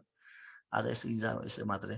District annual review workshop in the conducted, यो पनि इम्पोर्टेन्ट क्वेसन है। यो त लर्निङ जस्तै भयो, किनभने अहिले डिस्ट्रिक्ट रिभ्यू नै हुँदैन है, किनभने यो अहिलेको लोकसभाको पेपरले यसलाई तपाईँ फेडरल स्ट्रक्चरलाई पनि नबिर्सिनुहोस् है भन्ने टाइपको मेसेज दिएको छ यसले है। किनभने अहिले डिस्ट्रिक्ट रिभ्यू हेर्दैन, हेर्नुहोस् है, डिस्ट्रिक्ट रिभ्यू हुँदैन। तर डिस्ट्रिक्ट रिभ्यू चाहिँ अहिले मोनिटरिङ एन्ड इभ्यालुएसनको लागि चाहिँ थोरै जिम्मा चाहिँ दिएको छ के अरे सङ्घीय सरकारले जिल्ला के अरे जिल्ला त नभनौँ स्वास्थ्य कार्यालयहरूलाई, जो हामी चाहिँ प्रोग्राम कन्डक्सन गरिराखेका हुन्छौँ। त्यसमा चाहिँ रिभ्यू चाहिँ सिस्टम हुन्छ। हेर्नुहोस् अब जिल्ला स्तरमा भन्ने हो भने जिल्ला स्तरको रिभ्यू चाहिँ भदौ 15 देखि 30 गतेभित्र गरिसक्नुपर्छ भन्ने यो पुरानो कन्टेक्स्ट हो, पहिला प्रयोग गर्थ्यो होइन। अहिले चाहिँ यो युज हुँदैन। र यसमा चाहिँ हामीले हेऱ्यो भने चाहिँ भदौ 15 देखि 30 गतेभित्र चाहिँ जिल्लाको रिभ्यू चाहिँ सिधाइसक्नुपर्छ है। सो यसको राइट आन्सर चाहिँ भदौ 15 देखि चाहिँ 30 भित्र चाहिँ लाउनुहोस् तपाईँहरू है। यसैलाई राइट मान्नुपर्छ। अब बाँकी रिभ्यूहरू कसरी सञ्चालन गर्छ के गर्छ भन्ने कुरा त पछि पनि कुरा गरौँला है। Health management information system provide the basic information for भनेको छ होइन। इन्फर्मेसन भन्ने बित्तिकै जहिले पनि के हुन्छ, मैले इन्फर्मेसनलाई अथवा म्यानेजमेन्टलाई पिआई मोडलमा बुझ्नुपर्छ भन्छु जहिले पनि। प्लानिङ इम्प्लिमेन्टेसन एन्ड इभ्यालुएसनको मोडलमा बुझ्नुपर्छ होइन। त्यो WHO को एउटा एप्रोच हो। अब यसमा सुपरभिजन पनि भनेको छ। सुपरभिजनले इन्फर्मेसन नदिने त होइन, तर म्यानेजमेन्ट इन्फर्मेसनले सुपरभिजनलाई त्यति, सुपरभिजनको छुट्टै इन्फर्मेसन सिस्टमहरू हुन्छ, यिनीहरूको रिपोर्टिङ सिस्टमहरू छुट्टै हुन्छ। त्यसलाई planning supervision evaluation of the health system भनेको छ होइन। अझ planning monitoring evaluation of the health system भनेको छ। थोरै शब्दहरू चाहिँ अलिअलि फरक छन्। त्यसले गर्दाखेरि इन्फर्मेसन सिस्टममा चाहिँ बढी जसो हामी प्लानिङ मोनिटरिङ र इभ्यालुएसन PME साइकललाई चाहिँ बढी फोकस गर्छौँ है। अर्को चाहिँ PIE साइकल भन्ने हुन्छ, त्यसलाई हामी चाहिँ म्यानेजमेन्टको फङ्सनसँग जोड्छौँ भने इन्फर्मेसन म्यानेजमेन्टसँग चाहिँ planning monitoring evaluation PME cycle is very important है। यो म्यानेजमेन्टमा इन्फर्मेसन साइकल चाहिँ PME हुन्छ, अरू म्यानेजमेन्टमा चाहिँ PIE हुन्छ, त्यति फरक हुन्छ। त्यसले सी लाउँदा बेटर होला। यसमा चाहिँ कोभिसिल्ड भ्याक्सिन आयो, सेल्फ लाइफ अफ 6 मन्थ भनेको छ। अब यो त झुक्याउनलाई दिएको हो होइन। कोभिसिल्ड भयो के अरे उसको लागि चाहिँ सेल्फ लाइफ हुन्छ भने खालि एउटा भ्याक्सिन दिएको हो होइन। अहिले नेपालमा चाहिँ अरू भ्याक्सिन स्टोर गर्ने सिस्टम भर्खरै इस्टाब्लिस हुँदैछ। हामीसँग आउने जति पनि भ्याक्सिन्सहरू छन् these all store in the 2 to 8 degree centigrade है। र पहिले चाहिँ अब केही युएसमा बनेका भ्याक्सिनहरू रसियामा बनेका भ्याक्सिन नेपालमा ल्याउने कि नलाउने भन्ने डिबेट पनि भएको थियो। मेन कारण चाहिँ के थियो भने हामी कहाँ टेम्परेचर रिकर्डिङ सिस्टम राम्रो छैन, माइनसमा राख्ने सिस्टमै छैन। त्यसले गर्दाखेरि हाम्रो एक भनेर कोभिसिल्ड इन्ट्रोड्युस भएको थियो फर्स्टमा, पछि चाहिँ सप्लाई सर्टेज भएर के भयो थाहा छैन। So that most of the भ्याक्सिन्सहरू चाहिँ हामी कहाँ सिस्टम भनेको 2 देखि 8 हो। अहिले भर्खरै चाहिँ -70 सम्म राख्न सकिने चाहिँ थोरै सिस्टम चाहिँ केही फ्रिजहरू चाहिँ ल्याइएको छ भन्नुहोस् न। सो द्याट कोभिसिल्ड चाहिँ हाम्रो लागि 2 देखि 8 मै ठिक हुन्छ है। अब अरू त उत्तिकै पनि मिल्दैन। तपाईँले इक्जाममा आइडिया लाउनु भयो भने के मिल्छ, -20 मा हामी युजली भ्याक्सिन चाहिँ राख्दैनौँ अहिलेसम्म पनि होइन। 10 देखि भनेको चाहिँ फेरि यहाँ पोजिटिभ छ, त्यो पनि उत्तिकै पर्दैन। मोर देन 20 भनेको चाहिँ त्यो त उत्तिकै पनि रङ नै हुन्छ। रुम टेम्परेचरमा हामी राख्दैनौँ। यो कोभिसिल्ड भन्ने पनि तपाईँलाई अरू कुनै क्वेसन आइदिएको भयो भने तपाईँले राइट आन्सर 2 to 8 नै लाउनु पर्थ्यो कि, किनभने अरू त मिल्दो जुल्दैन छैन। मैले धेरै पटक पनि भनेको छु तपाईँहरूको अप्सन्सहरू चाहिँ एकदमै स्क्याटर्ड अप्सन्सहरू हुन्छ कि तपाईँ अलि कन्सेप्ट भएको मान्छेले उत्तिकै राइट गर्नु सक्छ। अब भ्याक्सिनको कुरा गऱ्यो भने कुनै पनि टेम्परेचर उत्तिकै पनि मिल्दैन। यहाँ -10 भयो अलिक कन्फ्युजिङ हुन्छ, +10 दिएको छ कुरै भएन, 8 भन्दा माथि राख्दैन। रुम टेम्परेचर माइनसमा हुने कुरै भएन, प्लसमा पनि अब 18 भन्दा माथि हुन्छ रुम टेम्परेचर राख्ने कुरै भएन। मोर देन 20 भनेको छ यो त यो यस्तो मोर देन 20 भन्दा 100 पनि हुनसक्छ होइन। सो यस्तो क्वेसनहरूमा त अलमल्ली नै हुँदैन, उत्तिकै पनि राइट आन्सर 2 to 8 हुन्छ। कोभिसिल्ड होस् नहोस् मतलब भएन होइन। अर्को what method of study to be use for the community diagnosis भनेको छ होइन। यो चाहिँ अलि इन्ट्रेस्टिङ क्वेसन हो। कम्युनिटी डायग्नोसिस भन्ने बित्तिकै हामी अलिक क्वान्टिटेटिभ एप्रोच मात्रै हुन्छ, क्वेसन मात्रै सोध्ने हो, नम्बर्स मात्रै लिएर आउने हो भन्ने जस्तो कुरा गर्छौँ। तर यसमा के हुन्छ भने मिक्स मेथड युज गर्छौँ हामी कम्युनिटी डायग्नोसिस गर्ने बेला है। मिक्स मेथड भनेको के हो भने क्वान्टिटेटिभ पनि हुनसक्छ, केही मात्रामा क्वालिटेटिभ पनि हुनसक्छ। क्वान्टिटेटिभ भनेको कस्तो हो भने तपाईँले जस्ट नम्बर मात्र ल्याउनुहुन्छ त, नम्बर मात्र लिन्छौँ र हामी त अब्जर्भेसनमा जान्छौँ, अनि इन्ट्रेक्सन गर्छौँ, फोकस ग्रुप डिस्कसन गर्छौँ, छलफल गर्छौँ, व्यवस्थापन समितिसँग बस्छौँ, हेल्थ पोस्टमा बस्छौँ, कति लर्निङ्सहरू कति फाइन्डिङ्सहरू लिएर आउँछौँ। त्यसले गर्दाखेरि हामी नम्बर्स मात्र लिएर आउँदैनौँ है। सो यसमा नम्बर्स मात्रै पनि ल्याउँदैनौँ अनि शब्द मात्रै पनि ल्याउँदैनौँ, नेरेटिभ फर्म मात्रै पनि ल्याउँदैनौँ, दुइटै युज गर्छौँ। यसमा हामी क्वान्टिटेटिभ र क्वालिटेटिभ दुइटै युज गर्नुपर्छ है। क्वान्टिटेटिभ र क्वालिटेटिभ, नन अब्जर्भेसन भन्ने हुँदैन। युजली अब्जर्भेसनल हुन्छन् यस्तो स्टडीहरू, त्यसले गर्दाखेरि क्वान्टिटेटिभ मात्र भन्नु हुँदैन। यसमा क्वालिटेटिभ मोर क्वान्टिटेटिभ हुन्छ, त्यो आफ्नो ठाउँमा छ, तर दुइटै हुनुपर्छ, क्वालिटेटिभ पनि हुनुपर्छ। धेरै कुराहरू क्वालिटेटिभ फर्ममा पनि आउँछन्। वर्ल्ड हेल्थ डे सेलिब्रेट भनेको थियो, त आज पनि हाम्रो क्लासको क्वेसन टेस्टमा पनि थियो होइन। So that is very simple. अब यो हामी वर्ल्ड हेल्थ डे चाहिँ 7 अप्रिलमा चाहिँ मनाइराखेका हुन्छौँ होइन, प्रत्येक वर्ष मनाउने हो। यो चाहिँ WHO को इस्टाब्लिसमेन्ट भएको उपलक्ष्यमा मनाउने हो। 1948 7 अप्रिलमा चाहिँ WHO इस्टाब्लिस भएको डिक्लेयर भयो, त्यही दिनदेखि हामी यसलाई मनाउँछौँ। 10 जुनमा के छ, 10 जुनमा केही छैन। 11 अप्रिल, अप्रिलमा पनि त्यस्तो इम्पोर्टेन्ट। 20 मार्च भनेको छ, 20 मार्चमा खासै छैन, बरु 24 मार्च भयो, अलिक कन्फ्युजिङ हुन्छ। सो द्याट यो गाह्रो प्रश्न भएन, 7 अप्रिल है। यस्तो प्रश्न भोग्ने टाइपको प्रश्नहरू भयो। केही छ सर यसमा, केही थप्नुहुन्छ भने भन्नुहोस्, नत्र भयो के हो? होइन सर, ठिक छ सर। आज अहिले त ठिक छ नि साउन्ड? हजुर, अहिले अलिक बिच चाहिँ काटिरहेको छ सर, ठिकै छ सर, अहिले राम्रै आइरहेको छ। ए ल जाउँ सर, जाउँ। 38मा सर यो छन् सामान्य नै भयो सर, क्वेसन यो पनि सजिलै रहेछ सर। 31 मा which one is not under the Department of Health Service भनेको छ। यो क्वेसन एकचोटि CMA सोधेको छ, धेरै पुरानो क्वेसन हो। पशु स्वास्थ्य सेवा भन्ने सोधेको तिनीहरूलाई हेर्नुहोस् है, त्यसैलाई इङ्ग्लिसमा बनाएर सोधेको छ क्वेसन। स्वास्थ्य सेवाको के अरे डिपार्टमेन्ट अफ हेल्थ सर्भिस अन्तर्गत त्यसलाई मध्ये के पर्दैन भनेर पशु स्वास्थ्य भन्ने थियो कि CMA सेम छ है। त्यसलाई अलिक अप्सन चाहिँ फरक। District health office, department of drug administration, regional director, national health public health laboratory centre भनेको छ हेर्नुहोस् है। अब डिपार्टमेन्ट अफ हेल्थ सर्भिस भनेको पहिलाको डिस्ट्रिक्ट हेल्थ सिस्टम हो होइन, त्यो अन्तर्गत को पर्ने को नपर्ने भन्ने छ होइन। डिस्ट्रिक्ट हेल्थ अफिस चाहिँ अब यसलाई हामी चाहिँ डिपार्टमेन्ट अफ हेल्थ सर्भिसको एउटा इम्पोर्टेन्ट कम्पोनेन्ट मान्छौँ। अब चाहिँ रिजनल हेल्थ डिरेक्टर रिजनको त्यतिखेरको अब त्यो पनि यसकै संरचना पर्थ्यो होइन। National health public laboratory centre चाहिँ 5वटा सेन्टर मध्ये एउटा इम्पोर्टेन्ट सेन्टर हो। यो पनि डिपार्टमेन्ट अफ ड्रग एडमिनिस्ट्रेसन चाहिँ छुट्टै एडमिनिस्ट्रेटिभ स्ट्रक्चर हो, जस्तो डिपार्टमेन्ट अफ हेल्थ सर्भिस छ होइन। त्यसैले यसको अन्डरमा चाहिँ पर्दैन। मिनिस्ट्री अफ हेल्थको अन्डरमा चाहिँ पर्छ यो, तर डिपार्टमेन्ट अफ हेल्थ सर्भिसको अन्डरमा चाहिँ परेन। DDA भनेको छुट्टै डिपार्टमेन्ट हो होइन। जस्तो हाम्रो 3टा डिपार्टमेन्ट छ नि, DDA अनि डिपार्टमेन्ट अफ हेल्थ सर्भिस र डिपार्टमेन्ट अफ आयुर्वेदा भन्ने छ नि होइन। त्यसले गर्दाखेरि डिपार्टमेन्ट अफ ड्रग एडमिनिस्ट्रेसनलाई डिपार्टमेन्ट अफ हेल्थ सर्भिस अन्तर्गत राख्नु हुँदैन। इज द डिफ्रेन्ट इन्टिटी है, यो छुट्टै डिपार्टमेन्ट हो, यो अन्तर्गत चाहिँ होइन। जस्तो यो अहिले धेरै जस्तो डिस्ट्रिक्टको क्वेसनहरू सोधिरहेको रहेछ सर, हामीले अब कसरी पढ्दाखेरि स्टुडेन्टहरूले जस्तो अब तयारी गर्छ नि सर? यो अब यस्तो गर्नुपर्छ, यो चाहिँ सङ्घीय लोकसेवाको के अरे सिलेबस भएको हुनाले यसले चाहिँ फेडरल स्ट्रक्चरलाई बढी फोकस गरेर क्वेसन आएको हो। यसमा साथीहरूले आत्तिनु हुँदैन, प्रदेशको पनि यस्तै आउँछ भन्ने छैन। यसलाई रिफरेन्स लिएर अलिअलि त थाहा पाइराख्ने होइन, तर प्रदेशका क्वेसनहरू चाहिँ प्रदेशकै कन्टेस्टमा आउँछ, के अरे यस्तै आउँछ भन्ने छैन। अब आयो भने के फरक परेर है, भेरी सिम्पल नि होइन। डिपार्टमेन्ट 3टा छ भनेर पढाएको थियौ, अनि डिपार्टमेन्ट हेल्थ सर्भिसभित्र के पर्दैन भने चाहिँ 3टा डिपार्टमेन्ट आफैमा डिपार्टमेन्ट अफ ड्रग एडमिनिस्ट्रेसन हो होइन। त्यसले गर्दाखेरि यो भेरी सिम्पल होइन। यस्तै क्वेसनहरू आयो पनि नट प्रब्लम है, तर यो सङ्घीय लोकसेवाले लिएको क्वेसन र प्रदेश लोकसेवाले गरेको प्रश्न चाहिँ अलिक फरक आउँछ है। जस्तो बागमती प्रदेशको हेर्नुहोस् न, प्रदेशको छुट्टै प्याटर्नमा आएको छ नि होइन। त्यसले गर्दाखेरि सङ्घकै फोकस गर्नुपर्छ भन्ने छैन, मिक्स मार्क्स गरेर पढ्नुपर्छ है। र बम्बार्डिङ हुनुपर्छ कि एउटा मात्रै क्रोनोलोजी भन्दा पनि सङ्घ, प्रदेश, स्थानीय त 3टामा के भइरहेछ अलिक ब्ल्याङ्केटली हेऱ्यो भने सबै राइट गर्न सकिन्छ। Okay sir, thank you sir. यो क्वेसन नम्बर 32मा यो पनि अब सामान्य यो FCIG प्रोग्राम भनेको त हामीले धेरै पटक क्वेसनमा पनि आइरहेको क्वेसन हो। यो त अब अलिकति गाह्रो चाहिँ हामीले विक्रमसँग 2045 सालमा भनेर भनिरहेको थियो, इङ्ग्लिसमा आएको छ। यो पनि सामान्य भएको 1988 होला नि सर यो चाहिँ? यसमा हामीले अब विक्रम सम्बन्ध यस्तो जस्तो नेपाली एकदमै इम्पोर्टेन्ट डेटहरू जुन छ त्यसमा इङ्ग्लिस र नेपाली एनुअल रिपोर्ट हेर्ने, इङ्ग्लिस र नेपाली दुइटै दिएको छ, दुइटै याद गरेर। युजली चाहिँ डेट याद गर्ने बेला तपाईँहरूले हामीले छलफल गर्ने बेला पनि हामीले AD मै गर्दा मोर बेटर हुन्छ भनेको छौँ। कानुनको डेट चाहिँ विक्रम सम्बन्ध पढ्नुपर्छ, अरू डेट चाहिँ AD मा पढ्यो भने नो प्रब्लम। अब FCIG प्रोग्राम त हामीले पटक पटक छलफल गरिराख्यो, तपाईँहरूले चलाउनु पर्ने पनि प्रोग्राम भयो भने PSC वास र FCIG एकदमै इम्पोर्टेन्ट हो। डेट सोधे पनि, प्रोग्राम सोधे पनि, जे सोधे पनि। अब सरले भने जस्तै 2045 वा 1988 जे भने पनि 27वटा जिल्लाबाट सुरु भयो यो प्रोग्राम। त्यतिखेर चाहिँ वार्ड बेस गर्थ्यो, पछि चाहिँ 1994 मा चाहिँ पपुलेसन बेस भनेर 1995 मा सबै ठाउँमा पुग्यो प्रोग्राम है। Still we have the programme होइन। अहिले चाहिँ अब कम्युनिटीले लोकल लेभल गभर्मेन्टले चलाउँछ यो प्रोग्राम, त्यो छुट्टै कुरा भयो। द्याट वाज इनिसिएटेड इन 1998 है। एकपल्ट यो F1 भन्ने नि आएको नि, हामीले पढ्दाखेरि AD मा पढे पनि नेपालीमा कहिले नेपालीमा सुन्दै कहिले इङ्ग्लिसमा सुन्दै भइरहेछ होइन यो चाहिँ डेटहरू? त्यस्तो हुन सक्छ। नेपाली अझ एनको कुराहरू छ भने, अनि त्यसपछि कुनै स्पेसल प्रोग्रामहरूको कुरा छ भने चाहिँ त्यसको नेपाली पनि हेरिराख्नुपर्छ, किनभने अब कहिलेकाहीँ नेपाली डेट पनि सोध्न सक्छ। किन सोध्यो भन्न त पाएन नि, नेपालमा बसेर नेपाली डेट त सोध्न पायो। त्यो पनि साथीहरूले दुइटै सकेसम्म दुइटै पढ्नु पर्यो होइन सर? अब दुइटै अलि चाहिँ फोकस गर्नुपर्छ।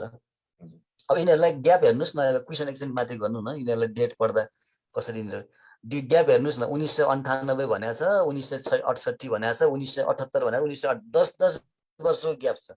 अनि यस्तो डेट पढ्नको लागि धेरै मेहनत गर्नु पर्दैन है। राउन्ड फिगर तपाईँ 1980s तिर हो भने तपाईँले थाहा पाउनु तपाईँको राइट आन्सर हुन्छ यसमा। अनि किन धेरै उ गर्नै परेन नि होइन।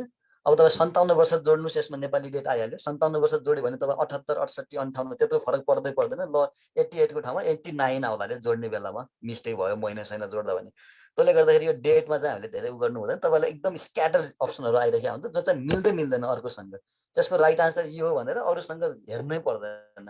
अलिक कन्सेप्ट भएको मान्छेले उत्तिकै थाहा पाइदिन्छ कि त्यसरी हुन्छ। त्यसले गर्दा एकदम क्लोज डेटहरू नहुने भावनाले इङ्ग्लिसमा नेपालीमा जेमा आयो भने 57 वर्ष जोड्ने घटाउने गर्ने एक चिजमा पढिराख्ने। युजली पढ्दा त इङ्ग्लिसमै सजिलो हुन्छ। कन्सेप्चुअली चाहिँ त्यो गरिराख्दा मोर बेटर होला। यो पनि अर्को पनि क्वेसन 33 पनि एकदमै सजिलो, लगभग सजिलै धेरै सजिलो क्वेसन रहेछ सर। सरले नि भनिदिनुहुन्छ सर पिएचसी वार्षिकको बारेमा पनि। आउटरिच किल्लिङमा यो चाहिँ मल्टिपल टाइम्स रिपिटेड क्वेसन हो है। पास क्वेसन हेर्नुहोस् न, सङ्घीय सरकारको पालामा होइन कि पहिल्यैदेखि पनि जतिखेर हाम्रो युनिटरी सिस्टम एकात्मकता थियो त्यतिखेर पनि यस्तो क्वेसन त कति आछ है। पिएचसी वार्षिक प्रोग्राममा के गर्छ के गर्दैन भने मल्टिपल चोटि क्वेसन आएको हो। त्यही सेम क्वेसन हो, अप्सन मात्र फरक हो। त्यो पिएचसी वार्षिक प्रोग्राममा चाहिँ हामीले अलि हाइफाई कुराहरू चाहिँ गर्नु हुँदैन हेर्नुहोस् है। अब न्युट्रिसन एसेसमेन्ट भनेको छ पिएचसी वार्षिक प्रोग्रामको त मेन अब्जेक्टिभ ग्रोथ मोनिटरिङ पनि हो एउटा, अरू चाहिँ फ्यामिली प्लानिङ हो। दुईटा चाहिँ मेजर पर्छ त्यसमा है, त्यो चाहिँ हुने नै भयो। इम्युनाइजेसन भनेको छ हेर्नुहोस् है। अब इम्युनाइजेसनमा हाम्रो के गर्छ भने पिएचसी वार्षिक क्लिनिक चल्ने र इम्युनाइजेसन क्लिनिक चल्ने दुईटा डिफ्रेन्ट डेट गभर्मेन्टले क्लियरली निर्देशिकामा तोकिदिएको छ। कम्तीमा पनि 10 देखि 15 दिनको फरक राख्नुहोस्, छुट्टै चलाउनुहोस्। इम्युनाइजेसनमा अरू कुनै पनि प्रोग्राम नलग्नुहोस्, त्यसले गर्दाखेरि एडभर्स इभेन्ट फलोइङ इम्युनाइजेसन हुन सक्ने सम्भावना हुन्छ भनेर। त्यसले गर्दा यस्तो आयो भने चाहिँ इम्युनाइजेसनलाई चाहिँ अलिक विचार गर्नुपर्छ। फ्यामिली प्लानिङ त मैले अघि पनि भने यो चाहिँ इन्डिकेटरमै पर्छ। फ्यामिली प्लानिङ सर्भिसमा पिएचसी वार्षिक क्लिनिकमा चाहिँ कतिवटा डिभाइस मा स्पेसली डिपो पिल्स कन्डम कति डिस्ट्रिब्युट भयो भने इन्डिकेटरै राखेको छ गभर्मेन्टले होइन। त्यो चाहिँ एकदम इम्पोर्टेन्ट भयो। डट्स चाहिँ सर्भिस भनेर चाहिँ हेर्नुहोस् है। अब डट्स सर्भिस चाहिँ कस्तो हो भने डट्स मात्रै भन्ने पहिले चाहिँ फेसिलिटी आउनुपर्छ भन्ने थियो, अहिले चाहिँ कम्युनिटी डट्स भन्ने पनि आइसक्यो होइन। अब पिएचसी वार्षिकमा कसैलाई डिफल्टर ट्रेसिङ भन्ने पनि छ डट्समा। सो द्याट डट सर्भिसमा जस्तो रिफरल पनि पर्छ होइन, कसैको स्पुटम पठाउनु पर्ने होला, स्याम्पल लिइदिनु, त्यस्ता कुराहरू चाहिँ हामी डट सर्भिस चाहिँ दिन सक्छौँ। सो द्याट यसमा गयो भने इम्युनाइजेसन नै मोर बेटर हुन्छ, किनभने छुट्टै क्लिनिक बस्छ कि यसको लागि। इम्युनाइजेसन लाउँदा मोर बेटर हो। अरू के छ सर यसमा भन्नुपर्ने? त्यति त होला नि होइन। त्यही सर पिएचसी वार्षिक कार्यक्रम नेपालमा 5 जिल्लाबाट सुरु भयो सर 51-52 मा भनेर हामी भन्छौँ होइन सर यसलाई। यो प्रोग्राम कहिले सुरु भयो भन्ने पनि हेरिराख्ने। 2051 सालमा 1994 जति पुग्छ होला त्यो। 5वटा जिल्लाबाट सुरु भएको है। 1996 देखि चाहिँ सबै ठाउँमा यो प्रोग्राम छ।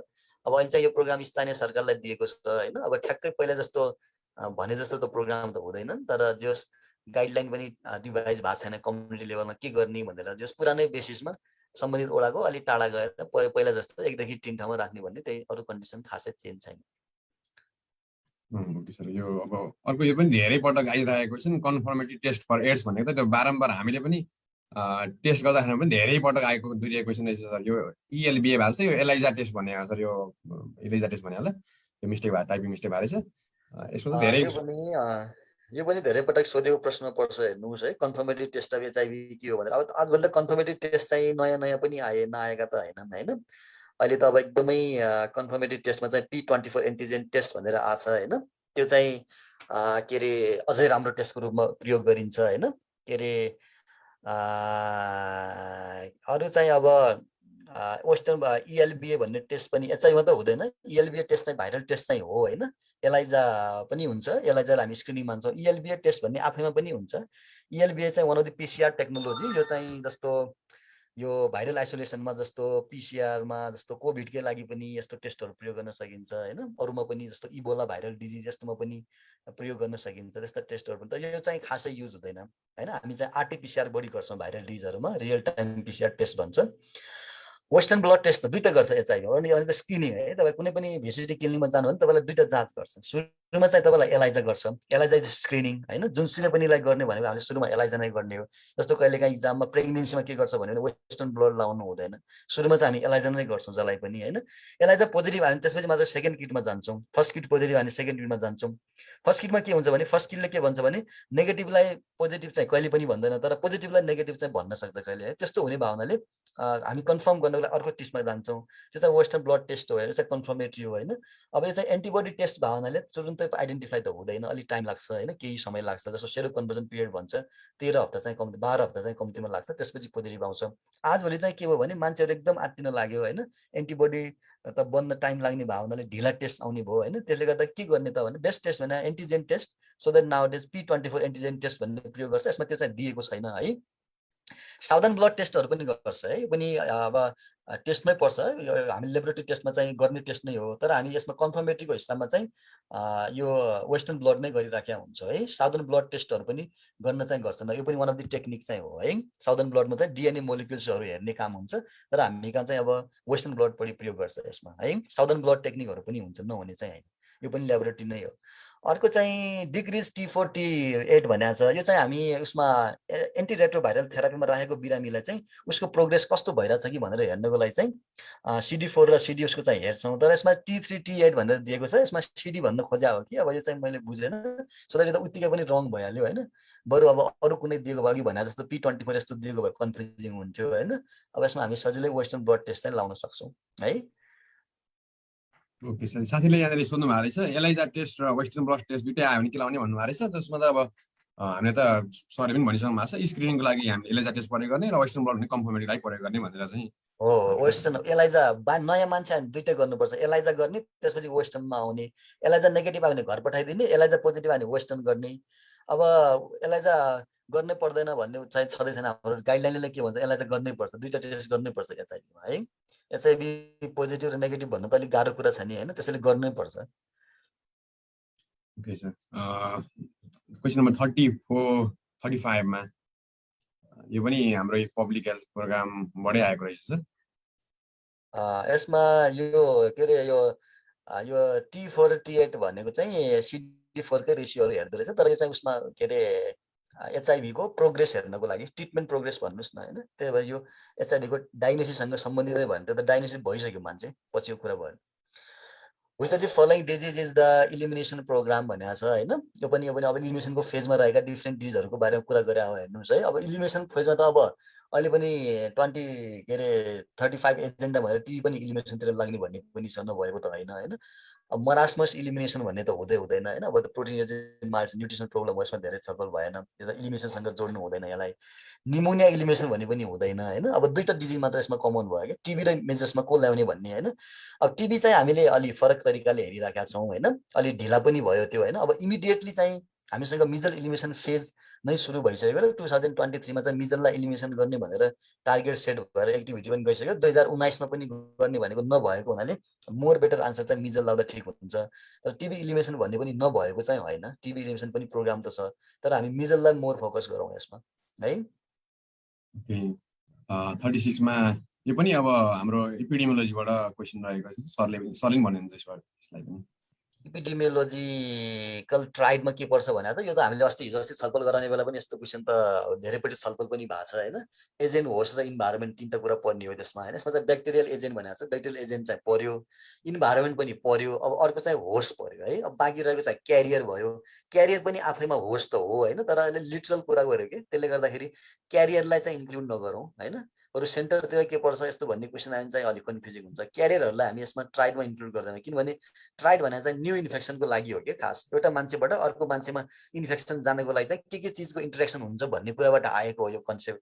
क्यारियर भने त अलरेडी इन्फेक्टेड छ होइन, उसलाई अब कस्तो क्यारियर होला त्यो आफ्नो ठाउँ भयो, इन्क्युबेटरी होला, कन्भोल्युसन होला, अथवा के अरे क्रोनिक होला, अथवा अरू केही होला होइन, त्यो ठाउँ भयो होइन। तर क्यारियर भनिसकेपछि त्यसलाई इन्फेक्सनको ट्राइडमा चाहिँ ल्याउनु हुँदैन, ऊ त अलरेडी इन्फेक्टेड भयो कि, त्यसले गर्दाखेरि क्यारियर चाहिँ परेन यसमा। हाम्रो डाक्टर साहबहरू कता जानुभयो क्या, उहाँहरूलाई पनि भनिदिनुहुन्छ कि उहाँहरूले पनि के छ यसमा निराजन सर खै त? अन्त यो पनि सामान्य क्वेसन त सिम्पलै रहेछ, सरले पनि म यही छु सर। माधव सर यो यस्तो हो कि मैले त यो अब के सोचेँ भन्दाखेरि अब कतै कम्युनिटीको पार्ट पो हो कि एमबिबिएस भनिरहेको छ होइन, अनि कम्युनिटीतिर पनि पढिन्छ जस्तो लागेर म चुप लागेर बसेको हो कि खास होइन, डिबेट गर्न त पाइयो नि। अब जस्तो कि मोहन सर अब यो एउटा प्रोटोजोआ हो होइन, सो प्रोटोजोआ भएपछि अब एन्टी प्रोटोजोल नै दिँदा बेस्ट होला भन्ने हो। अब त्यहाँ भएका अप्सन भरिमा प्रोटोजोआलाई मार्ने भनेको अब मेट्रोनिडाजोल नै छ, त्यहाँ अरू त कुनै अप्सन मिलेन, जस्तै कि सिप्रोफ्लोक्सासिन एन्टिब्याक्टेरियल भयो होइन, अरू सबै त्यस्तै एन्टिब्याक्टेरियल नै भए। सो बेस्ट एन्सर चाहिँ बी मेट्रोनिडाजोल नै होला होइन त। मोहन सर के लाग्छ हजुरलाई, निरञ्जन सरलाई के लाग्छ, हरि सरलाई के लाग्छ यसमा? त्यही नै हो, यसमा कुनै डाउट छैन। ओके ल त्यसो भए 38 मा जाउँ है त। छैन। अब मेट्रोनिडाजोल चाहिँ ब्लाइन्डली हामी प्रयोग पनि प्र्याक्टिकली पनि त्यही प्रयोग भइरहेको हुन्छ। अब अलि स्पेसिफाइड भएर दिएको भए त सोच्न सकिन्थ्यो, तर उसले पनि स्पेसिफाइड भएर भन्न खोजेको छैन, आन्सरहरू पनि स्पेसिफाइड दिन जस्तो छैन। सो द्याट प्र्याक्टिकली त मेट्रो नै लाउँदा बेटर हुने भयो यसमा त। दिन त हामी अरू पनि दिन्छौँ, तर स्पेसिफाइड कन्डिसन छैन भने त सिप्रो भन्न मिलेन। अब कि त कहिलेकाहीँ उसले अब एमोबियासिस त मोर कमन त के अरे हामी त्यसमा उसमा कुनै कन्डिसन्सहरूमा चाहिँ हो भने मात्रै हो होइन, डिसेन्ट्री भनेर त्यस्तो किसिमले आयो भने मात्रै त, एमोबियासिस भनेर दियो भने त हामी त्यतातिर जाने कुरा पनि भएन, अरू त मिल्दैन। कन्फ्युज हुने भने सिप्रोसँग हो डिसेन्ट्रीले गर्दाखेरि, अब यहाँ त्यो मिलेन, एमोबियासिस भनिसकेपछि त त्यता कन्फ्युज हुनु भएन। ओके सो अब 38 मा जाउँ सर। अलुम इज भनेर सोधेको छ। अब यसमा चाहिँ अब यो मलाई लाग्छ यो न्युट्रिसन अथवा ड्रिङ्किङ वाटर इन्भाइरोमेन्टल सेनिटेसनतिर कतै पढिन्छ होला यो पोर्सन चाहिँ होइन। अब त्यसमा चाहिँ अब सरहरूको विचार के छ त्यो सुन्न पाएको भयो भने हामीलाई चाहिँ अलि आनन्द लाग्थ्यो होला कि। यो मोहन सरले नि भन्नुहुन्छ यो आलम यो चाहिँ यसको नेपाली मिनिङ चाहिँ फिटकिरी हुन्छ इन्भाइरोमेन्टल सेनिटेसनमा आउँछ एलम भनेर होइन। यो चाहिँ खास त एल्युमिनियम सल्फेट हो यसमा युज गर्ने, सिलिकेट हो होइन। यसमा कस्तो हुन्छ भने यो खास त के हो, वाटर प्युरिफायर हो, एकदमै राम्रो प्युरिफाई गर्छ यसले, नगर्ने त होइन। तर डिसइन्फेक्ट चाहिँ होइन कि फेरि होइन। डिसइन्फेक्टमा जस्तो हामी क्लोरिनलाई आयोडिनलाई यस्तोलाई चाहिँ डिसइन्फेक्टेन्टमा मान्छौँ, तर एलम चाहिँ प्युरिफायर चाहिँ हो, तर डिसइन्फेक्टेन्ट चाहिँ होइन। त्यसले गर्दा डिसइन्फेक्टमा चाहिँ कन्फ्युज नहुने। क्याटालिस्ट भन्ने त अब खासै प्युरिफिकेसनमा युजै हुँदैन, फ्लोकुलेसनमा चाहिँ युज त गर्छ, पोटासियमहरू युज गरिराखेको हुन्छ। यस्तो एक्ज्याक्ट एक्सन चाहिँ कोएगुलेन्ट टाइपको एक्सन हुन्छ कि, यसले चाहिँ टर्बिडिटी रिड्युस गरेर वाटर प्युरिफाई गर्न चाहिँ सहयोग गर्छ। सो द्याट यसलाई डिसइन्फेक्टेन्ट नभनेर प्युरिफायर भन्न चाहिँ मिल्यो। र यसको के हो त भन्ने मात्रै सोधेको हुनाले कोएगुलेन्ट्स नै हो भन्दा चाहिँ मोर बेटर हुन्छ यसमा है। कमनली युज कोएगुलेन्ट्स पनि हो, तर डिसइन्फेक्टेन्ट एक्सन चाहिँ हुँदैन यसको, प्युरिफायर चाहिँ हो फेरि। सो द्याट कोएगुलेन्ट लाउँदा बेटर होला। यो पनि हाम्रो इन्भाइरोमेन्टल सेनिटेसनबाटै रहेछ question. Latrine for choice for camp of short duration भनेर छ। अब यो त हामीले धेरै छलफल पनि गरिसकेका छौँ। हाम्रो टेस्टहरूमा पनि 100औं पटक सोधेको प्रश्न हो यो। क्याम्प ड्युरेसन, क्याम्पमा प्रयोग हुने चर्बीहरू यो पिट ल्याटिनहरू, ट्रान्स ल्याटिनहरू, अनि डग वेल ल्याटिनहरू होइन, अथवा के अरे अरू खाल्टे चर्बीहरू जे छ सबै प्रयोग गर्न सकिन्छ, क्याम्पमा नगर्ने भन्ने चाहिँ हुँदैन हेर्नुहोस् है। तर बेस्ट चर्बी के हो त, मैले यस्तो क्वेसन धेरै प्याटर्नमा धेरैचोटि कुरा पनि गरेको छु। बेस्ट के हो त, जस्तो 4वटा अप्सन आयो, 2-3वटा खाल्टे चर्बी पनि छ, के ठिक होला भन्ने यस्तो टाइपको आयो भने हामी चोइस चाहिँ पिट नै लाउँछौँ। अब सर्ट ड्युरेसन भनेको छ, तर अप्सनमा चाहिँ पिटलाई छुट्याएर दिएको भए स्यालो पिट के अरे स्पिड भन्छौँ, ट्रेन्सलाई छुट्याएर दिएको भए चाहिँ trench, shallow trench, deep trench हुन्थ्यो होइन। अब त्यहाँ ट्रेन्स मात्रै दिएको छ, सर्ट ड्युरेसन दिएको छ भने हामीले ड्युरेसनसँग मतलबै भएन। हामीलाई क्याम्पको लागि के ठिक हुन्छ भने ट्रेन्स लगाउने, यसमा सिम्पली ट्रेन्स। तर क्याम्पहरूको लागि के ठिक हुन्छ भने यहाँ जस्तो पिट पनि ट्रेन्स पनि एउटा कुनै अर्को खाल्टे चर्बी पनि दिएर तल अल दिएको भए चाहिँ राइट आन्सर अल हुन्थ्यो फेरि है, जुनसुकै भने। तर यहाँ एउटा मात्रै छान्न पाउनुहुन्छ भने ट्रेन्स आर बेस्ट है। अब स्यालो र डिप भन्ने हुन्छ, 7 दिनभन्दा मुनिको क्याम्प बाहिर जाँदै हो कुनै ठाउँमा मेडिकल क्याम्पहरू भने हामी चाहिँ स्यालो ट्रेन्स बनाउनु भन्छौँ। अब 7 दिनभन्दा माथिको क्याम्प जाँदैछ, लङ ड्युरेसनको क्याम्प जाँदै हो भने त्यस्तो मेडिकल क्याम्प चलेको बेला चाहिँ हामी डिप बनाउनु होला, टिम ठुलो छ यस्तो भन्ने त हो नि होइन। सो द्याट यसमा चाहिँ हामी स्यालो युज गर्ने हो खास, तर ट्रेन्स नै ठिक हुन्छ। एक कपिरमा भने चाहिँ सेप्टिक ट्याङ्क जस्तै हो, यो चाहिँ क्याम्पमा प्रयोग गरिँदैन होइन। यो चाहिँ अब सेनिटरी टोयलेटमा चाहिँ वाटर सिल भन्दा अलि अगाडिको जेनेरेसनको चर्पीमा पर्छ। केमिकल क्लोजेट भने चाहिँ एरोप्लेनहरूमा, मेट्रो ट्रेनहरूमा प्रयोग गर्ने यो डिसइन्फेक्टेन्ट सहितको चर्पी हो हेर्नुहोस् है। यसलाई चाहिँ पोर्टेबल टोयलेट पनि भन्छ, ट्र्याकिङहरूमा पनि युज गर्छ। यो चाहिँ अब अलिक फेसनेबल टाइपको टोयलेट भयो कि, अब हामी कहाँ बोकेर टोयलेट लग्ने चलन छैन, नेपालमा टोयलेट धेरै छन् होइन। त्यसैले यो अब ट्र्याकिङको बेलामा अब पोर्टेबल टाइपको टोयलेट पनि हो। यसमा चाहिँ क्लोरिन सोल्युसन अथवा फर्मेल्डिहाइड सोल्युसन राखेको हुन्छ, ग्यास छाटे जस्तै साट्ने हो। अब हामी कहाँ यस्तो प्र्याक्टिस छैन, हामी यति सभ्य छैनौँ। सो द्याट यो चाहिँ एरोप्लेन र मेट्रो ट्रेनमा चाहिँ प्रयोग हुन्छ। अब हामी कहाँ ट्रेन छैन, एरोप्लेनमा चाहिँ प्रयोग होला। क्वेसन नम्बर 40 मा हामीले जस्तो सरहरू हामीले जस्तो कम्युनिटी पर्सन र मेडिकल पर्सन लगभग सुरुमा मेडिकल पर्सन आयो, त्यसपछि फेरि कम्युनिटी पर्सन पुरै कन्टिन्यू भयो, लगभग हामीले गरेको जुन प्र्याक्टिस गरिरहेको छौँ हामीले क्वाडमा पनि जस्तो गरिरहेको छौँ त्यही अनुसार क्वेसन रहेछ नि सर सुरुमा क्लिनिकल फेरि कम्युनिटी फेरि क्लिनिकल त्यसरी ठ्याक्कै सिलेबस अनुसारै इक्जाममा त त्यस्तो प्याटर्नमा त आउँदैन अब जस अब डिस्कस गर्न सजिलो होला भनेर त्यस्तो बेटर हुन्छ इक्जाममा चाहिँ बम्बार्डिङै आउँछ कि बम्बार्डिङ नै के अरे बेटर हुन्छ उसको लागि अब डिस्कस गर्दा सजिलो यसमा हुन्छ होइन प्रिभेन्सन अफ हाइपोथर्मिया त कम्युनिटी बेस भनेको चाहिँ हेर्नुहोस् है अब हाइपोथर्मियाको चाहिँ कम्युनिटी बेस होस् चाहे इन्स्टिट्युसन बेस होस् यसको एउटै हुन्छ प्रिन्सिपल है जहिले पनि हामीले हिट रिजर्भ गर्ने हो कि हाइपोथर्मियामा तर अस्पतालमा भए इन्स्ट्रुमेन्ट युज गर्ला तर अब्जेक्टिभ अगेन के अरे हिट लस हुनबाट जोगाउने हो घरमा हुनुहुन्छ भने कम्बल थप्ला अगेन हिट लसै हुनबाट जोगाउने त्यसले गर्दा हाइपोथर्मियाको अब्जेक्टिभ चाहिँ इन्स्टिट्युसन र कम्युनिटी बेस भन्ने हुँदैन तरिका मात्रै फरक हो होइन अब स्पेसली अब अहिले हामी कहाँ प्रिमेच्योर बर्थहरू अलिक भइरहेछ one of the major cause चाहिँ हाइपोथर्मिया पनि हो होइन इन्फेक्सन अनि त्यसपछि बर्थ एस्पेक्सिया र हाइपोथर्मिया 3 कन्डिसनलाई हामी एकदमै मेजर मान्छौँ न्युबर्न डेथ हुनेमा त्यसमध्ये अब कम्युनिटीमा कसरी गर्नुहुन्छ भनेर छ कम्युनिटीमा गरे पनि यही हो गर्ने हस्पिटलमा गरे पनि अलि इन्स्ट्रुमेन्ट युज गर्ला तर सुरुमा त इन्स्ट्रुमेन्ट इन्क्युबेटरमा सुरुमै राख्ने कुरा हुँदैन सुरुमा त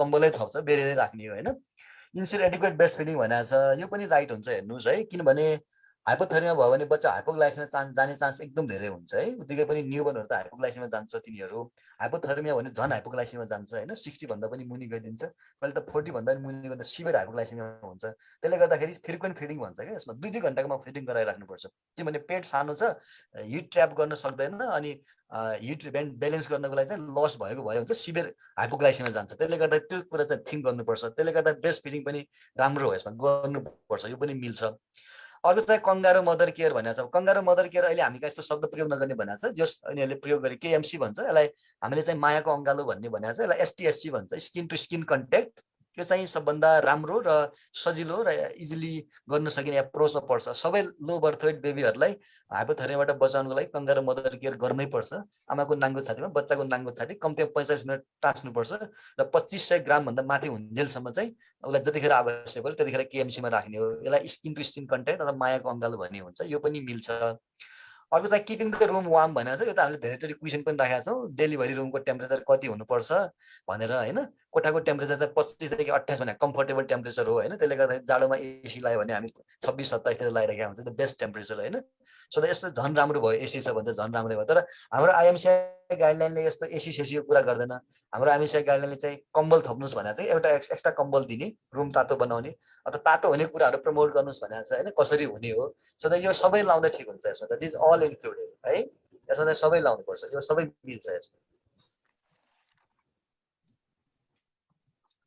यो पनि सजिलै क्वेसन रहेछ क्वेसन नम्बर 41 पनि नियोनेटल मोर्टालिटीको मोस्ट कमन कज भनेको छ सर यो पनि नियोनेटल मोर्टालिटीको मोस्ट कमन कज भनेर चाहिँ हाम्रो कन्टेस्टमा क्वेसन सोधेको छ दुईटा कन्टेस्ट छ एउटा इन्टरनेसनल कन्टेस्ट छ हेर्नुहोस् है अरू चाहिँ नेसनल कन्टेस्ट छ अब हाम्रो कन्टेस्टमा नेपाल डेमोग्राफिक हेल्थ सर्वे 2016 ले चाहिँ इन्फेक्सन भनेर ठ्याक्कै भनेको छैन हेर्नुहोस् है उसले चाहिँ के भनेको छ भने अराउन्ड 31% अफ न्युनेटल डेथ चाहिँ कार्डियोपल्मोनरी प्रब्लम्स ड्युरिङ पेरिनेटल पिरियडको उसमा हुने कारणले हुन्छ भनेको छ कार्डियोपल्मोनरी प्रब्लममा चाहिँ यिनीहरूले प्रिमेच्योर को हुने एस्पेक्सियाहरूलाई पनि इन्क्लुड गरेको छ इन्फेक्सनलाई पनि इन्क्लुड गरेको छ प्रिमेच्योर बर्थ भने लो बर्थ वेट हुन्छ लो बर्थ वेटमा इन्फेक्सन हुने चान्स पनि बढी हुन्छ त्यसले गर्दा लिङ्क अप गरेर भनेको छ एक्ज्याक्ट त भनेको छैन इन्टरनेसनली चाहिँ खास प्रिमेच्योर बर्थलाई चाहिँ मेजर कज अफ डेथ मान्छ अब हामी कहाँ चाहिँ योभन्दा अगाडिको सर्वेले चाहिँ नेपालमा 47% of neonatal death is due to infection भनेको छ होइन त्यसले गर्दा यो कन्टेस्टमा हामीले सेप्सिसै लाउनुपर्छ हामी कहाँ सेप्सिस नै बढी हो उत्तिकै पनि अम्बेलिकल सेप्सिस 37% भन्दा बढी त अम्बेलिकल सेप्सिसै हुन्छ भनेको छ मेजरली अझै होइन नाभि काटेको ठाउँबाट सो द राइट आन्सर यही हुन्छ न्युनेटल टिटानस यसमै पर्छ इन्फेक्सनभित्र राखिएको हुन्छ त्यसलाई द भेरी रेयर अहिलेको रिपोर्ट हेर्नुहुन्छ भने only 1 case reported from Surkhet एउटा मात्र केस रिपोर्ट भएको छ that is not common birth injury चाहिँ common birth injury soft tissue injury हुन्छ मर्ने गरी बर्थ इन्जुरी हुँदैन हेर्नुहोस् है त्यो चाहिँ कज त हो तर नट कमन कहिलेकाहीँ त हुनसक्छ अब इन्स्ट्रुमेन्टल डेलिभरीमा चाहिँ बर्थ इन्जुरी भयो भने चाहिँ जस्तो फोर्सेपहरू मात्रै आजभोलि फोर्सेप डेलिभरी नै रिकमेन्ड गर्दैन हाम्रो गाइडलाइन्सहरूले होइन बडीमा भ्याकुम पनि गर्नु पर्दैन सिएस इज रिकमेन्डेड मेन कारण त त्यो हो बर्थ इन्जुरी पनि हुन त हुन्छ नहुने होइन तर इज नट कमन है फोर्सेप डेलिभरीमा हेड इन्जुरी भएर डेथ हुने चान्स चाहिँ रिपोर्ट नै भएको छन् अब तर त्यसलाई कमन मान्नु हुँदैन congenital anomaly is the cause but not a common cause of death केही बच्चा त मर्छन् होइन नमर्ने होइन जस्तो स्पाइनल बाइफिटाहरू मेनिङ्गोमायोसिलहरू हामी कहाँ बढी स्पाइनल बाइफिटा देखिन्छ त्यस्तोमा मर्ने नै भन्ने त हुँदैन तर राम्रो ट्रिटमेन्ट पाएन अथवा सर्जरी पनि भएन अथवा केही भयो भने मर्न सक्छ नि बच्चा नि होइन सो द्याट कुनै जेनेटिक डिजहरू हुन्छ जसमा चाहिँ बच्चा जन्मिसकेपछि गाह्रो भए मर्न सक्छ होइन, पर्न सक्छ। तर हामीले हाम्रो कन्टेक्स्टमा सेप्सिसै लाउनुपर्छ, सेप्सिस इज राइट आन्सर। अर्को भ्याक्सिनबाट सोधेको छ सर। हजुर सर, यो पनि एकदमै आजै पनि हामीले यो स्टार नर्सको उसमा अनामिकोमा राखेको क्वेसन रहेछ सर। यो पनि यो अस्ति पनि भेरी कमन, अब क्लासमा पनि छलफल गरेकै कुराहरू हुन्। मोस्ट हिट सेन्सिटिभ र मोस्ट चाहिँ के अरे फ्रिज सेन्सिटिभ दुईटा हुन्छ भ्याक्सिन। चाहिँ हिट सेन्सिटिभ सोधेको छ हेर्नुहोस् है। अब यसमा पोलियो सोधेको छ, पोलियो दुईटा हुन्छ सबलाई थाहा छ होइन। तर इक्जाममा धेरै कन्फ्युज हुनु हुँदैन, धेरै कन्फ्युज भने रङ लाग्छ कि। त्यसले गर्दाखेरि पोलियो दुईटा भयो भने के भयो त, पोलियो त्यो पोलियो यही पोलियोभित्र त पर्छ नि होइन। Oral polio most hit sensitive हो भने पोलियो नै लाउँदा बेटर भयो यसमा त। तर इनएक्टिभेटेड पोलियो भ्याक्सिन हो भने चाहिँ हिट सेन्सिटिभ हुँदैन, त्यो चाहिँ फ्रिज सेन्सिटिभ हुन्छ। अब हिट सेन्सिटिभ भनेको छ यसमा चाहिँ पोलियो। तर BCG भ्याक्सिन पनि हिट सेन्सिटिभ त हो नभएको होइन, मिजल्स पनि हिट सेन्सिटिभ हो, DPT चाहिँ हिट सेन्सिटिभ होइन। यो चाहिँ हामी फ्रिज सेन्सिटिभ मान्छौँ, यो चाहिँ जम्नु हुँदैन होइन। अब यसमा BCG, मिजल्स र पोलियो तीनटा हिट सेन्सिटिभ हुनु भने सबभन्दा मोस्ट भनेको छ पोलियो नै राइट हुने भयो। तर कहिलेकाहीँ इक्जाममा यस्तो प्रश्नहरू पनि आइरहेको हुन्छ, रिकन्स्टिट्युटेड BCG भ्याक्सिन्सहरू चाहिँ ओरल पोलियो भन्दा पनि मोर हिट सेन्सिटिभ हुन्छ कि। तर त्यसलाई हामीले आफैले बनाउनु त भएन नि त्यतिकै त होइन। BCG त रिकन्स्टिट्युटेड फर्ममा आउँदैन, यो त लिपोलाइज फर्ममा आउँछ, ड्राइड फर्ममा आउँछ होइन। त्यसले गर्दाखेरि यसमा हामीले धेरै कन्फ्युज हुनु हुँदैन, राइट आन्सर पोलियो नै लाउने हो यसमा। तर कहिलेकाहीँ मैले अब ब्याकअपको लागि भने कहिलेकाहीँ अब रिकन्स्टिट्युटेड BCG भ्याक्सिन पनि अप्सन छ, ओरल पोलियो पनि अप्सन छ भने राइट आन्सर रिकन्स्टिट्युटेड हुन्छ। किनभने ओरल पोलियो त स्टोर छ नि होइन, तर बनाइसकेका BCG हो भने त त्यो त मोर सेन्सिटिभ भयो नि, त्यस्तो बेला मात्रै हो, नत्र पोलियो नै लाउनुपर्छ यस्तोमा। Okay okay sir. यसपछि अर्को क्वासी वर्कर भन्ने एउटा न्युट्रिसनबाटै प्रश्न रहेछ सर। ल यसमा त के छ, डाक्टर साहबहरूले भने पनि हुन्छ। Kwashiorkor disorder of children is due to भनेको छ होइन। अब न्युट्रिसनसँग नै जोडेको छ, जोड्न त protein or essential amino acid deficiency, very simple question है। नियोनेटल सेप्सिस भनेको छ। क्वासी वर्कर यस्तो, अब क्वासी वर्करलाई इन्फेक्सनसँग जोडिन्छ है। भिसस साइकल अफ मालन्युट्रिसन भन्ने हुन्छ, जुन बच्चामा सेप्सिस भयो अथवा इन्फेक्सन भयो ती बच्चाहरूमा न्युट्रिसन डिफिसियन्सी पनि हुन्छ। तर कमन के छ भन्ने कुरा हो कि हामी कहाँ होइन। सो द्याट इन्फेक्सन र मालन्युट्रिसनको भिसस साइकल नै हुन्छ, नहुने त होइन। तर क्वासी वर्करसम्म पुग्छ कि पुग्दैन भन्ने कुरा छुट्टै इस्यु भयो। कार्बोहाइड्रेट डिफिसियन्सी भनेको छ, कार्बोहाइड्रेट डिफिसियन्सीमा त मरासमस हुन्छ, क्वासी वर्करसँग जोड्नु हुँदैन। तर लेट स्टेजमा के हुन्छ भने कार्बोहाइड्रेट डिफिसियन्सीमा पनि क्वासी वर्कर हुन्छ। किनभने शरीरले सुरुमा त भात माग्छ, त्यसपछि पुगेन भने फ्याट युज गर्छ, त्यसले पनि पुगेन भने प्रोटिन युज गर्छ, केले पनि पुगेन भने प्रोटिन डिफिसियन्सी हुन्छ, अरू त अप्सन छैन। कार्बोहाइड्रेटमा क्वासी वर्कर हुन्छ तर एकदमै कन्सिक्वेन्सेसको हिसाबमा, त्यसलाई मरासमिक क्वासी वर्कर भन्छौँ। भिटामिन डिफिसियन्सी पनि क्वासी वर्करमा नहुने त होइन होइन। क्वासी वर्कर भयो भने भिटामिन डिफिसियन्सी हुन्छ, भिटामिन डिफिसियन्सीको कारणले क्वासी वर्कर पनि हुनसक्छ कहिलेकाहीँ। जस्तो एपिटाइट इन्ड्युस भिटामिन्सहरू हुन्छ, त्यसले गर्दाखेरि बच्चाले खानै खाइदिएन होइन, त्यसले गर्दाखेरि कहिलेकाहीँ क्वासी वर्कर त हुनसक्छ। रिलेटेड कज त जम्मै हुन् होइन। अब यसलाई धेरै ब्रोडली बुझ्नुभन्दा पनि सिम्पल क्वेसन प्रोटिन डिफिसियन्सी लगाउने, भेरी सिम्पल है। के लगाउने यस्तो आयो भने अप्सन त अब मिल्दोजुल्दो त हुन्छन्। डाक्टर साहबहरूले के भन्नु खोज्नु भएको थियो कि के छ डाक्टर साहब, के छ भन्नुपर्ने? यसमा क्वासी वर्कर भनेको चाहिँ हाम्रो फुकेनास भनेर भन्छौँ हामी होइन। अब त्यो भनेको पक्कै पनि जिउ सोइलिङ भएर इडेमा भएरै भयो होला। अब इडेमा हुने कन्डिसन भनेको हाम्रो बडीमा अब प्रोटिन लस भयो अथवा एल्बुमिन लस भयो नै त्यही बेला हुने त हो नि। सो प्रोटिन लस हुने, एल्बुमिन लस हुने बेलामा नै इडेमा हुने हो। सो फुकेनास भने चाहिँ प्रोटिन लस भएर हो। अब सुकेनास भनेको भए चाहिँ अब क्यालोरी प्रोटिन दुइटै लस हुने हुन्थ्यो होला होइन। यही होइन र मोहन सर के हो? मैले त्यही हो सर। ओके ओके ठिक छ। यसमा एउटा चाहिँ आफूसँग खानमा नै पुगेन, त्यसरी पनि आयो ग्याप, क्यालोरी के अरे फुड ग्याप पनि भयो, अनि भएको पनि इडिमाले गर्दाखेरि रिटेन्सन भएर आएर बस्दियो क्या। अनि त्यसले गर्दा दुइटै वेबाट चाहिँ हुने भयो कि, त्यसरी पनि भन्न सकिन्छ। ठिक छ सर। ल अब चाहिँ डाक्टर क्लिनिकलबाट आएछ सर। अब क्लिनिकलबाट आएछ। निरञ्जन सर कहाँ हुनुहुन्छ हजुर? म यही छु, म क्वासी वर्करको सुन्दै थिएँ। ल ठिक छ, 44 सुरु गरौँ। ल 44 निरञ्जन सर क्वेसन पढ्नुहोस् त। Which is the most common complication of peptic ulcer disease भनेर रहेछ है। सजिलो रहेछ क्वेसन चाहिँ। ए मा चाहिँ भनेको छ ग्यास्ट्रिक आउटलेट अब्स्ट्रक्सन दिएको छ, बी मा चाहिँ हेमोरेज दिएको छ, सी मा पर्फोरेसन दिएको छ, अनि डी मा पेनिट्रेसन दिएको छ। ओके, सो अब पेप्टिक अल्सर भनेपछि निरञ्जन सर कि त हामी अब ग्यास्ट्रिक अल्सर बुझ्छौँ कि भने डुडेनल अल्सर बुझ्छौँ होइन सर? अब यसमा पनि सबैभन्दा कमन त डुडेनल अल्सर नै हो है। अब यस्तो हुन्छ निरञ्जन सर, हजुरलाई के लाग्छ? अब मलाई चाहिँ के लाग्थ्यो भन्दाखेरि जस्तै कि ग्यास्ट्रिक अल्सरमा चाहिँ पर्फोरेसन कमन, डुडेनल अल्सरमा चाहिँ हिमोरेज कमन। हेमोरेज कमन, हजुर। अब त्यो दुईटा मध्येमा पनि फेरि डुडेनल अल्सर कमन, यही होइन निरञ्जन सर? त्यही हो। भनेपछि बेस्ट एन्सर हिमोरेज हुनु पर्यो होइन, किनकि डुरिनल अल्सर कमन हो। डुरिनल अल्सर कमन भइसकेपछि हिमोरेज कमन हुनु पर्यो। जस्तै यो क्वेसनमा चाहिँ स्पेसिफाई गरेको छैन, यतिकै पेप्टिक अल्सर डिजिज मात्र भनेको छ। पियुडी मात्र भनेपछि त हाम्रो दिमागमा ड्युडेनल अल्सर नै आउनु पर्यो, जुन कमन छ त्यही आउनु पर्यो दिमागमा भन्ने बित्तिकै त हामी हेमोरेजमै जानु पर्यो sir. Okay, so best answer haemorrhage भयो है साथीहरू। ओके, अब कतिपयले केही पनि भन्दै हुनुहुन्थ्यो ग्यास्ट्रिक आउटलेट अब्स्ट्रक्सन भन्दै हुनुहुन्थ्यो। हो, त्यो पनि अब एउटा कम्प्लिकेसन त हो, जस्तै कि पेटबाट खाना भित्र जाँदैन किनकि अब डुडेनममा अल्सर छ होइन। तर त्यो सबैभन्दा मोस्ट कमन कम्प्लिकेसन चाहिँ होइन है, अलि लेट कम्प्लिकेसन होला तर मोस्ट कमन कम्प्लिकेसन चाहिँ परेन है। ओके ओके, अब 45 मा जाउँ। Drug of choice in pulmonary oedema भनेर भनेको छ। एकदम सिम्पल कुरा भयो, इडेमा भन्ने बित्तिकै फ्लुइड धेरै भयो, फ्लुइड बाहिर फाल्न पर्यो। सो फ्लुइड बाहिर फाल्नलाई डायुरेटिक्स दिन पर्यो भनेपछि बेस्ट चोइस फ्युरोसेमाइड भयो। अनि आन्सर के भयो यसमा? एकदमै, किनभने पल्मोनरी इडेमा भन्ने बित्तिकै सुन्नेको छ, फोक्सो सुन्ने छ भनेपछि फ्लुइड रिटेन्सन भएको भनेपछि फ्लुइडलाई फाल्नलाई त अरू कुनै अब हेपारिनले फाल्ने कुरा भएन, त्यो भनेको अब एन्टिकोगुलेन्ट भयो, स्टेरोइडले फाल्न मिलेन, नाइट्रेट्सले मिलेन भन्ने बित्तिकै त अप्सनमा त अरू अप्सनै छैन भनेपछि फ्युरोसेमाइड मात्रै एन्सर भयो, यसमा कुनै कन्फ्युजन भएन। अब 46 नम्बर नि आन्सर त क्वेशन पढाउँदा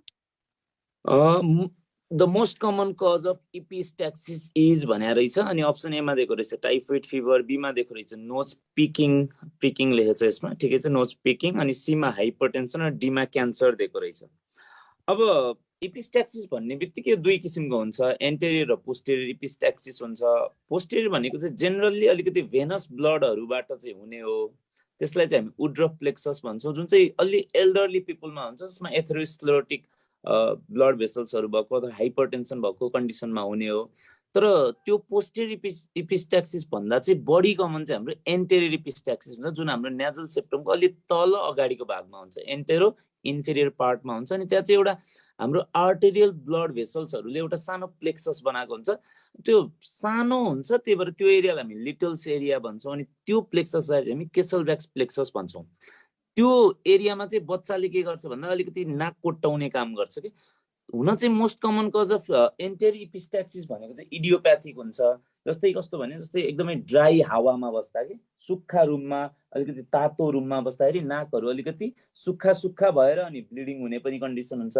सो एकदमै हेभी वेट लिफ्टिङ गर्ने मान्छेहरूमा पनि प्रब्लम देखिन्छ, कफिङमा देखिन्छ हो, स्ट्रेनिङ गर्नेमा, नाकमा बन्द गरेर सास फुक्ने मान्छेहरूमा पनि ब्लिडिङ भएको देखिन्छ। तर ट्रमा पनि वान अफ द कज हो। अनि ट्रमामा चाहिँ हामी धेरै जसो बच्चाहरूको केसमा, चिल्ड्रेनमा है, एल्डरलीमा चाहिँ पछाडिबाट ब्लिडिङ हुन्छ, अनि बच्चाहरू चाहिँ धेरै जसो नाक कोट्याउने हुन्छन् कि। सिम्पल भाषामा भन्नुपर्दा यहाँ दिएको अप्सनमा ए मिल्दैन, डी मिल्दैन, मिल्ने भनेको बी र सी नै हो मोस्ट कमनली। त्यसमा चाहिँ अब इपिस्ट्याक्सिस भनेपछि हाम्रो दिमागमा आउनु पर्यो एन्टेरियर इपिस्ट्याक्सिस नै कमन हो, त्यसैले एन्टेरियर इपिस्ट्याक्सिस भन्ने बित्तिकै नोज पिकिङ नै बेस्ट एन्सर हुनु पर्यो होइन। किनभने हाइपरटेन्सन भनेपछि त अलि एल्डरलीमा हुनु पर्यो है। माधव सर केही छ यसमा थप्नु पर्ने? होइन, एकदम ठिक छ सर, हजुरले भनेको एकदम ठिक हो। ल ठिक छ। Okay, so taking vital sign comes under भनेर भनेको छ। सो भाइटल साइन लिने बित्तिकै भनेको बिरामीसँग सोधेर त लिने होइन, अभियसली बिरामीको भाइटल साइन हामीले जाँच गरेर लिने हो। सो एकदम अब एकदम सजिलो भयो त। सो एक्जामिनेसन पर्यो होइन सर? एकदम, पहिला हिस्ट्री लिने अनि एक्जामिनेसनमा भाइटल साइन परिहाल्यो। ओके, अब 48 मा जाउँ sir. What is the first aid management of snake bite outside health facility भनेको छ। हेल्थ फेसिलिटी भन्दा बाहिर कतै डुल्न गइरहेको बेलामा सर्पले टोकिदियो, अब के गर्ने भनेर सोधेको छ है। अब यसमा चाहिँ 4वटा अप्सन दिएको छ, एप्लाई टर्निक्विट, अनि बी मा भनेको छ मोबिलाइज द बाइट पार्ट, अनि सी मा भनेको छ जस्ट रिएस्योर द पेशेन्ट भनेको छ, अनि डी मा इमोबिलाइज द बाइट पार्ट भनेको छ है। अब यसमा के चाहिँ गर्नु पर्ला त माधव सर? अब यसमा चाहिँ के चाहिँ गर्नु पर्ला होइन, के चाहिँ नगर्नु पर्लाबाट सुरु गर्छु म है। एक्ज्याक्टली हो, एकदम। 1 नम्बरमा टर्निक्वेट बाँध्न भएन, टोक्न भएन, चुस्न भएन, त्यसलाई काट्न भएन हो। अब त्यसपछि बाँकी के, अब यो मोबिलाइज गरेर पनि काम भएन किनकि सर्पले टोकिरहेछ, अब त्यहाँ हल्लाएर बस्न नि भएन। सो अब गर्न पर्ने भनेको ओके सर ठिक छ, अब कोही अरू मान्छे छ भने एउटा चाहिँ रिएस्योर गर्न पर्यो अथवा इमोबिलाइज गर्न पर्यो। अब यो सी र डी मध्ये एउटा चाहिँ गर्न पर्यो। पहिला चाहिँ हाम्रो कन्सेप्ट कस्तो हुन्थ्यो भने माधव सर, जस्तै अब मान्छेले सर्पले टोक्यो भने अब मुभीहरुमा नि हामी देख्थ्यौं ठ्याक्क त्यो टोकेको ठाउँमा चुसेर त्यो फाल्ने भन्ने थियो एउटा, अनि पछि चाहिँ बाँध्ने पनि भन्ने थियो। त्यो चाहिँ खासमा रङ प्र्याक्टिस थियो क्या हाम्रो पहिला। त्यो चाहिँ अब अनि- हामीले थाहा पाइएन जस्तै कि कहिले काहीँ अब मेरो मुखभित्र घाउ भएको त मेरो बक्कल मिल्टोसम्म घाउ थियो भने त त्यो पोइजन त मेरो मलाई लाग्थ्यो फेरि होइन अब त्यो हामीले थाहा पाइएन त्यति बेला अब हामी पनि अब त्यही इन्भाइरोमेन्टबाट हुर्क्यौँ पहिला तर त्यो रङ हो सो अब यसमा चाहिँ अब सी र डीमा चुज गर्दाखेरि चाहिँ नि आन्सर अब बेस्ट चाहिँ इमोबिलाइज गर्ने भन्ने त होला नि होइन अब एकदम सर पहिला यसलाई के गर्नु पर्यो गरेपछि भन्दा सर्कुलेसन बढेर जान्छ सो अरू ठाउँमा पनि पोइजन फैलिन्छ भन्ने कुरा आउँछ हाम्रो एक्ज्याक्टली अब त्यो खासमा स्नेक बाइट भन्ने बित्तिकै भेनम भएको सर्प हो कि नभएको भन्ने हुन्छ अब हामीले भेनम भएकोकै कुरा गर्नु पर्यो पहिला चाहिँ त्यो साइटलाई क्लिन गरेको राम्रो भयो पानी छ भने त्यसपछि यसलाई के गर्नु पर्यो भने पहिला इमोबलाइज गर्ने के अनि एउटा ब्यान्डेज चाहिँ लगाउन सकिन्छ किनभने ब्यान्डेज लगाएपछि लिम्फेटिक ड्रेनेज चाहिँ ब्लक हुन्छ जसले गर्दा भेनस चाहिँ अब यो भेनम चाहिँ सर्कुलेसनमा पुग्न सक्दैन अनि अर्को भनेको चाहिँ त्यो टर्निक्वेट एप्लाई नगर्ने अनि त्यो काट्न पनि नकाट्ने के अनि त्यसलाई चुस्न पनि नचुस्ने अनि आइस लगाउने भन्ने पनि कन्सेप्ट थियो पहिला पहिला आइस पनि नलगाउने भन्छ कि होइन लोकल नर्भलाई ड्यामेज गर्न सक्छ यसले त्यो भएर सबैभन्दा राम्रो भनेको जस्ट हामीले इमोबलाइज गर्ने अनि बिरामीलाई चाहिँ हस्पिटल पुर्याउने त्यति नै हो जस्तो लाग्छ मलाई चाहिँ ओके यहाँ अरू साथीहरूले चाहिँ रिअस्योर किन हुँदैन सर सी किन हुँदैन भन्नुभएको छ होइन सो बेस्ट एन्सर चाहिँ अब रिअस्योर भनेको जस्तै कि अब ठिक छ ल बिरामी जहाँ छ जे छ जस्तो छ त्यही अनुसारले राख्ने भन्ने कुरा नि बुझियो होइन तर सिम्पल कुरा सोच्दाखेरि त्यो रिअस्योर भन्दा पनि बेस्ट चाहिँ इमोबिलाइज गर्दाखेरि चाहिँ पोइजन फैलिन नपाओस् जस्तै कि सर्कुलेसनमा नजाओस् भन्नेतिर कन्सेप्ट जान्छ होइन अब त्यो भएको कारणले चाहिँ इमोबिलाइज जस्तै यस्तो भयो माधव सर जस्तै यसमा के भयो भने ए मिल्दैन बी मिल्दैन सी र डी दुवै मिल्छ किनभने बिरामीलाई पनि आत्तिन पनि दिन भएन किनभने आत्तिएपछि बिरामी चाहिँ अब सकमा जाने पनि प्रोबाबिलिटी हुन्छ आत्तिएर पनि हुन्छ कि त्यो प्रब्लमहरू त्यो भएर सी पनि गर्नु चाहिँ पर्छ तर सी भन्दा बेस्ट हामीले त बेस्ट अप्सनलाई रोज्ने हो नि त अब सी चाहिँ किन बेस्ट भएन होला जस्तो लाग्छ मलाई आन्सर भन्दा त्यहाँ के भनेको जस्ट एक्ज्याक्टली जस्ट त्यो मात्रै गर्ने भन्ने कुरा त हुँदैन नि त जस्ट रिअस्योर द पेसेन्ट भनेर भनेको छ त्यो भनेको रिअस्योर मात्रै गर्ने भन्ने कहीँ फर्स्ट एडमा हुँदैन सो त्यो भन्दा त्यो मानम जस्तै सीमा जस्ट नराखेको भए पनि रिअस्योर द पेसेन्ट मात्रै हुन्थ्यो भने पनि हाम्रो एन्सर डी नै हुन्थ्यो सर फेरि ठिक छ सर ओके सो जे होस् अब हाम्रो त डी एन्सर कसरी हो भनेर जस्टिफाई त जे होस् आफैले त इक्जाम दिँदाखेरि गर्नु पर्यो नि त आफूले इक्जामिनरले त एन्सर ठिक छ ल हो सर एकदम डी मा मार्किङ गरिदिनु पर्यो सर अब यसलाई ओके डी गरिदिउँ मैले चाहिँ सर अर्को यहाँनिर तपाईँको रिएस्युरेन्स अफ द पेसेन्ट चाहिँ फर्स्ट स्टेप हो पनि भन्छ होइन सर त्यसलाई पनि साथीहरूले कन्फ्युज हुनु भएको छ फेसबुकतिर पनि भनिदिनुहुन्छ कि सरहरूले आउटसाइड हेल्थ फेसिलिटी भनेको हुनाले यसमा केही सोच्नुपर्छ कि Okay, so the first step, other health workers are able to immobilize the part or not? They might explode, or they might do something else in terms of immobilization. होइन त्यस्तो किनभने just पनि भने भएर त्यो इस्यु आयो तर जस्तै बिरामीलाई रिएस्योर मात्र गरेर प्रब्लम चाहिँ सल्भ हुँदैन त्यहाँनिर किनभने हामीले बाइट साइडमा कस्तो म्यानेजमेन्ट गर्ने भन्ने कुरा हुन्छ हस्पिटलमा गर्ने हामीले गर्ने छुट्टै कुरा भयो तर बाइट साइड भनेको जहाँनिर सर्पले टोकेको छ त्यहाँनिर के म्यानेजमेन्ट गर्ने भन्दा चाहिँ हामीले गर्ने एक नम्बर काम भनेकै त्यसलाई चाहिँ लिम्बलाई इमोबलाइज गर्ने हो त्यसको लागि सामान्य रूपमा ब्यान्डेज बाँध्न नसक्ने भन्ने त कन्डिसन हुँदैन जस्तो लाग्छ है मेरो विचारमा अब फर्स्ट एड भनेको चाहिँ बिरामी आफैले गर्ने होइन आई मिन जो भिक्टिम ऊ आफैले गर्ने होइन उसलाई फर्स्ट एड दिने मान्छेहरू हुन्छन् होला होइन अथवा केही हुन्छन् होला सो स्नेक बाइट भएको बेलामा अब भनेर त्यसरी भन्न खोजा हो हुन चाहिँ होइन अब जस्ट मात्रै भनेको जस्ट भन्ने शब्दले अलि उ गर्दियो होइन जस्ट मात्रै भनिदिएको भए चाहिँ अलि थिङ्क गर्नुपर्ने हुन्थ्यो जस्ट रिहर्सल मात्रै भन्यो भने रिहर्सल गर्नुहोस् अनि बस्नुहोस् भने जस्तो अर्थ लाग्ने भावनाले सरहरूले भने जस्तो इमोलाइज द पार्ट चाहिँ अब यसमा फेरि फर्स्ट स्टेप भनेर पनि सोधेको छैन सर अब जस्तै कि आउटसाइड हेल्थ फेसिलिटी भनेको हुनाले फेरि इमोबिलाइज भन्ने कि नभन्ने भन्ने पनि भयो समहाउ कन्फ्युजिङ दुईटा अप्सन चाहिँ तर त्यही मैले बुझे अनुसार डाक्टर साहबहरुले के भन्नुहुन्छ त्यसैलाई लास्टमा हैन मैले मेरो बुझाइमा चाहिँ मोहन सरले भन्नुभएको कुरा एकदमै मलाई मन पर्यो रिएस्योर त गर्नै पर्छ किनभने बिरामी नत्र आत्तिन्छ अर्को प्रब्लम क्रिएट हुन्छ तर मैले बुझे अनुसार जस्तै बाइट साइडमा चाहिँ कसरी म्यानेजमेन्ट गर्ने भन्ने कुरामा चाहिँ फर्स्ट एडको कुरा गर्दा चाहिँ अब सकेसम्म चाहिँ हामीले के गर्नु पर्यो भने पहिला सुरुमा त त्यो जहाँनिर टोकेको छ त्यसलाई चाहिँ हामीले पायौँ भने त अब एकदम स्टेराइल वाटरले त्यसलाई सफा गर्ने पनि एउटा पाटो हो त्यसपछि अर्को पाटो भनेको चाहिँ इमोबलाइज गर्ने हो लिम्बलाई टर्निङ पोइन्ट बाँध्ने, त्यो ठाउँलाई काट्ने अनि त्यसलाई त्यो सक गर्ने त्यस्तो कुरा त गर्न मिल्दैन। आइस पनि नलगाउनु भन्छ, किनभने आइस लगायो भने चाहिँ अब लोकल नर्भहरू ड्यामेज हुन्छ। यो कुनै पनि पार्टहरू हेर्दाखेरि अब ए र बी त मिल्ने चान्स नै भएन। अब सी पनि अलिकति मेरो विचारमा दुवै मिल्छ सी र डी, तर म चाहिँ डीलाई प्रिफर गर्छु जस्तो लाग्छ मलाई चाहिँ, किनभने मेरो विचारमा चाहिँ अब सबैले आफ्नो आफ्नो विचार राख्न त पाइयो। ओके सर, यसलाई अलिलाई डी नै मानौँ त सरले भनेको। यसमा सब एक्सप्लोर गरौँला नि के छ अरे, एकचोटि फेरि म्यानेजमेन्ट गाइडलाइन पनि छ, त्यहाँ पनि हेरौँला के अब भनेर त्यो चाहिँ। म्यानेजमेन्ट गाइडलाइनको कुराहरू चाहिँ मोहन हामी सरले सबै त हेर्न छौँ नि, पऱ्यो नर्मल होइन? हो। एकचोटि यसलाई मोहन सरले कन्फर्म गरिदिनु न है पछि। हुन्छ सर, पछि पनि छलफल गरौँला, के छैन। म national snake bite management guideline छ पेरिफेरल लेभलको, त्यसमा के भने रहेछ त्यो पनि खोजेर पछि पनि सल्लाह गरौँला। अहिलेलाई डाक्टर साहबले भनेको नै राइट मानौँ। जस्ट भन्ने शब्दले चाहिँ यही नै हुनुपर्छ भन्न चाहिँ मिल्दैन। रिएस्योरेन्स मात्र भइदियो भए त लगाउनु सक्नुहुन्थ्यो। जस्ट रिएस्योर मात्र भनेको छ, यसले के हो भने अरू सबै चिज छोड रिएस्योर गर्दै बस भने जस्तो अर्थ पनि लाग्यो कि, सो द्याट डी नै लाउँ अहिले चाहिँ। ठिकै सर, फेरि यसलाई छलफल गरौँला नि सर, के नै छ र, पछि हाम्रो पनि एक्सप्लेनहरू गरौँला। हामीसँगै हुन्छन् होइन, के नै भयो र। ओके ल 49 vomiting is induced in all of the following except भनेको भने छ। अब यसमा चाहिँ सबैमा vomiting इन्ड्युस गराउनुपर्छ, कुनमा चाहिँ नगराउने भन्ने कुरा छ। अब निरञ्जन सर, अब एउटा चाहिँ अभियसली कोरोसिभ पोइजनिङ हो, जस्तै कि जे कुराले गर्दा कोरोजन गराउन सक्छ त्यसमा vomiting गरायो भने चाहिँ झन् अब हार्मफुल इफेक्ट हुन्छ भन्ने हो होइन। अब अर्को चाहिँ केरोसिन भनेर कन्ट्राइन्डिकेसन अफ vomiting भनेर केरोसिन पोइजनिङ भनेर हामीले पहिलेदेखि पढाउँदै आएको अथवा आफूले पनि पढेको कुरा हो, प्र्याक्टिकलमा अप्लाई गरेको कुरा हो। सो केरोसिन पोइजनिङमा चाहिँ vomiting इन्ड्युस गर्न हुन्न भन्ने कुरा हो होइन सर। अब के हजुरले केही भन्न छ सर यसमा अरू अप्सनको बारेमा? मेरो चाहिँ यसमा केही पनि छैन, किनभने केरोसिन नै हो, यसमा कुनै कन्फ्युजन छ जस्तो लाग्दैन। यसमा मोहन सरलाई केही छ कि चाइल्ड इलनेस त्यो सिबिआइएम सिआईमा पनि आउँछ कि पोइजनिङको कुराहरू के छ सर त्यसमा? आइएमसीमा त पोइजनिङ पर्दैन, तर भोमिटिङ इन्ड्युस नगराउने भने कोरोसिभ सर भोमिटिङ इन्ड्युस गराउनु हुँदैन, सिम्पल सरले भने जस्तै।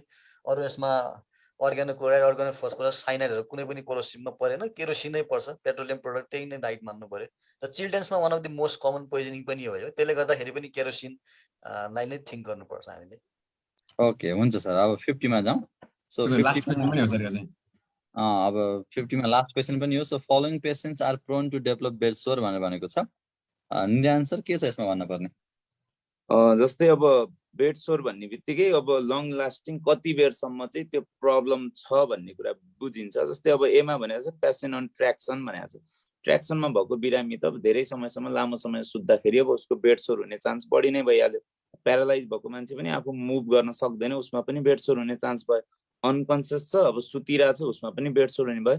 तर टिबी पेसेन्टमा चाहिँ त्यस्तो बेड सोर हुने चान्स अब कमै हुने भयो, किनभने टिबी पेसेन्ट अब सुतिरहने, अब ढाडमै पल्टिरहने भन्ने त खासै हुँदैन। त्यसैले यो चारवटा अप्सन मध्ये चाहिँ तीनटामा चाहिँ बेड सोर बढी नै हुने भयो। टिबीमा चाहिँ अलि प्रोबेबिलिटी मैले कमै देखेँ सर। हो एकदम त्यही हो सर। अब किनकि टिबीको पेसेन्ट त बेडमा सुतिराख्ने भन्ने त हुँदैन। सो प्रेसर सोर अथवा डेकुबिटस अल्सर पनि भन्छौँ हामी होइन, अथवा ट्रफिक अल्सर पनि भन्छौँ। अब त्यो हुने चान्स एकदम कम हो, किनकि प्रेसर पोइन्ट नै कतै पर्दैन, सुतिराख्न पर्ने भयो प्रेसर पोइन्ट पर्छ होइन। सो बेस्ट चाहिँ टिबी नै हो। ठिक छ, सो अब यति नै हो, क्वेसन पनि सक्यो। अब साथीहरूले जे होस् बुझ्नु पनि भयो होला होइन। अब केही कुराहरूमा चाहिँ हामीले अब निचोड निकाल्न पनि खोज्यौँ। ठिकै छ, त्यो बारेमा फेरि भोलि कुरा गरौँला। अब खगेन्द्रजीले के भन्दै हुनुहुन्छ, most common complication of peptic ulcer perforation होइन र सर भनेर भन्दै हुनुहुन्छ। अब खगेन्द्रजी सबैभन्दा कमन अल्सर भनेको डुडेनल अल्सर हो र त्यसमा चाहिँ हिमोरेज देखिन्छ कमन कम्प्लिकेसन, त्यसैले हामीले हिमोरेज भनेर भनेको है। अब ग्यास्ट्रिक अल्सरको मोस्ट कमन कम्प्लिकेसन के भने पर्फोरेसन भन्न मिल्छ, जस्तै कि स्पेसिफाई गरेर ग्यास्ट्रिक अल्सरको सबैभन्दा कमन कम्प्लिकेसन के भने पर्फोरेसन भन्न मिल्छ, किनकि ग्यास्ट्रिक अल्सरमा सबैभन्दा कमन पर्फोरेसन हुन्छ। तर अल्सर मात्रै भनिसकेपछि त मोस्ट कमन त डुडेनल अल्सर हो।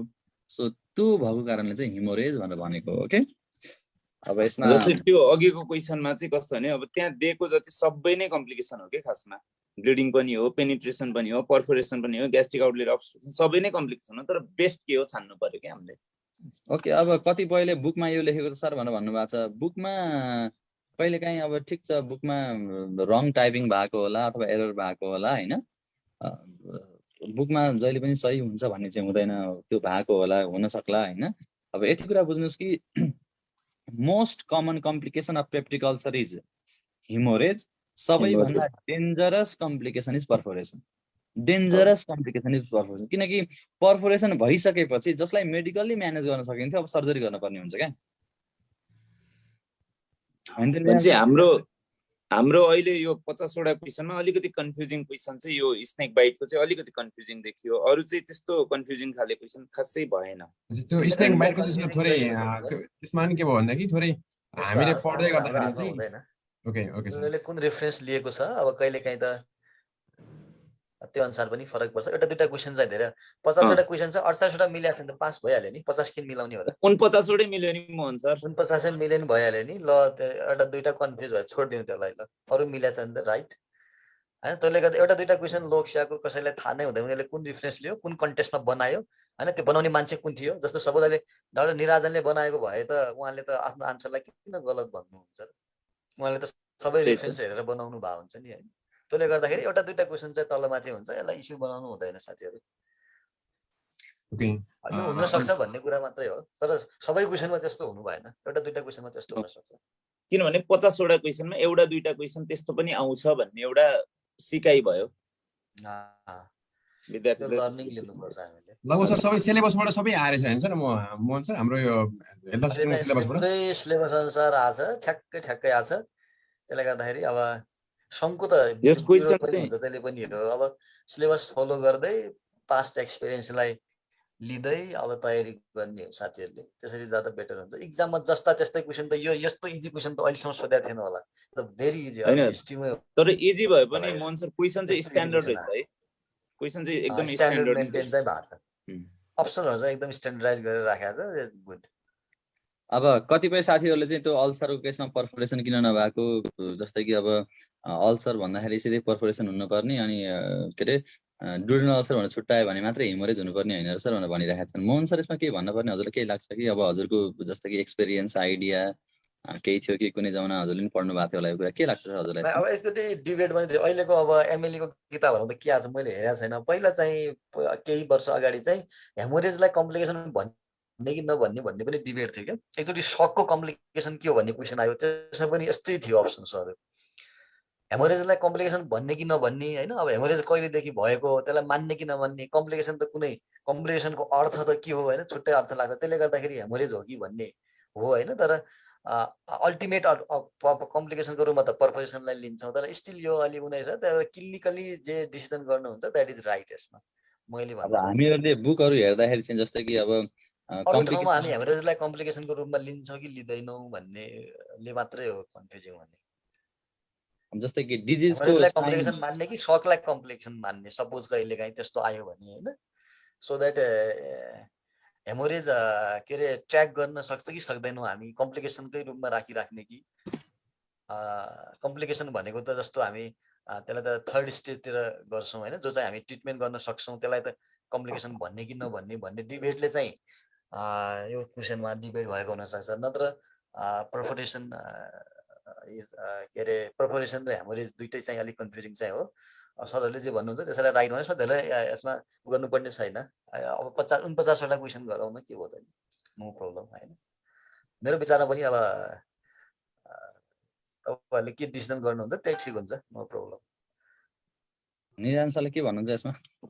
मैले चाहिँ के भन्छु भने जस्तै अब सबै मैले भने चाहिँ 4 वटै कम्प्लिकेसन हो क्या खासमा। हेमोरेज पनि कम्प्लिकेसन, हामी चाहिँ हाम्रो मेडिकलमा चाहिँ हामी कसरी मान्छौँ भने खासमा मोहन सरले भनेको कुरा पनि एकदमै राम्रो, किनभने हेमोरेज भएर सकमा जानु चाहिँ कम्प्लिकेसन हो नि त। खासमा त हेमोरेज मात्रै हुनु त कुन डिग्रीको हेमोरेज हो, कुनै कुनै हेमोरेज त कम्प्लिकेसन नै होइन कि खासमा। त्यसरी पनि हामी एनालाइसिस त गर्न सक्छौँ। तर जस्तै हामीले अब जस्तै टन्सिलेक्टोमीको अपरेसन गऱ्यौँ भने त्यसमा पनि हामी भन्छौँ नि हेमोरेज हुन्छ, प्राइमरी हेमोरेज भनेको के हो, रिएक्सनरी हेमोरेज भनेको के हो, सेकेन्डरी हेमोरेज भनेको के हो। अनि त्यसलाई चाहिँ हामीले भन्छौँ कि most common complication of tonsillectomy operation is भन्यो भने एन्सर हेमोरेज नै हुन्छ क्या त्यसमा। त्यो हिसाबले चाहिँ हामी हेमोरेजलाई नै कम्प्लिकेसन मजाले मान्न सक्छौँ मेडिकल साइडबाट चाहिँ।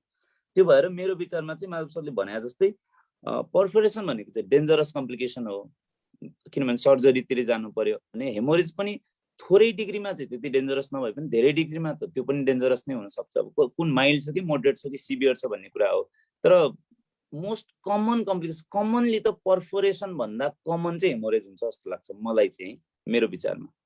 ल यसैलाई लक गरिदिउँ अनि बिदावादी पनि गरौँ। हुन्छ हुन्छ सर त्यही नै गरौँ होला। फेरि पनि छलफल गरौँ के छ र मेडिकल फिल्ड हो जति पढे पनि जति एक्सप्लोर गरे पनि भेटिन्छ नो प्रब्लम। अलिअलि कन्फ्युजन त हुन पनि पर्छ। अलिअलि हुनुपर्छ पुरै फुल भयो भने त सिक्दै सिक्दै है कन्फ्युजन हुनुपर्छ सधैँ। त्यही त। हस् सर मोहन सरलाई विशेष धन्यवाद। हाम्रो डाक्टर निराजन सरलाई माधव विचारलाई साथै सबै हाम्रो चाहिँ यो सेडेप नेपालको सरहरू सबैलाई धन्यवाद दिँदै अब हामी बिदा हुनुहुन्छ।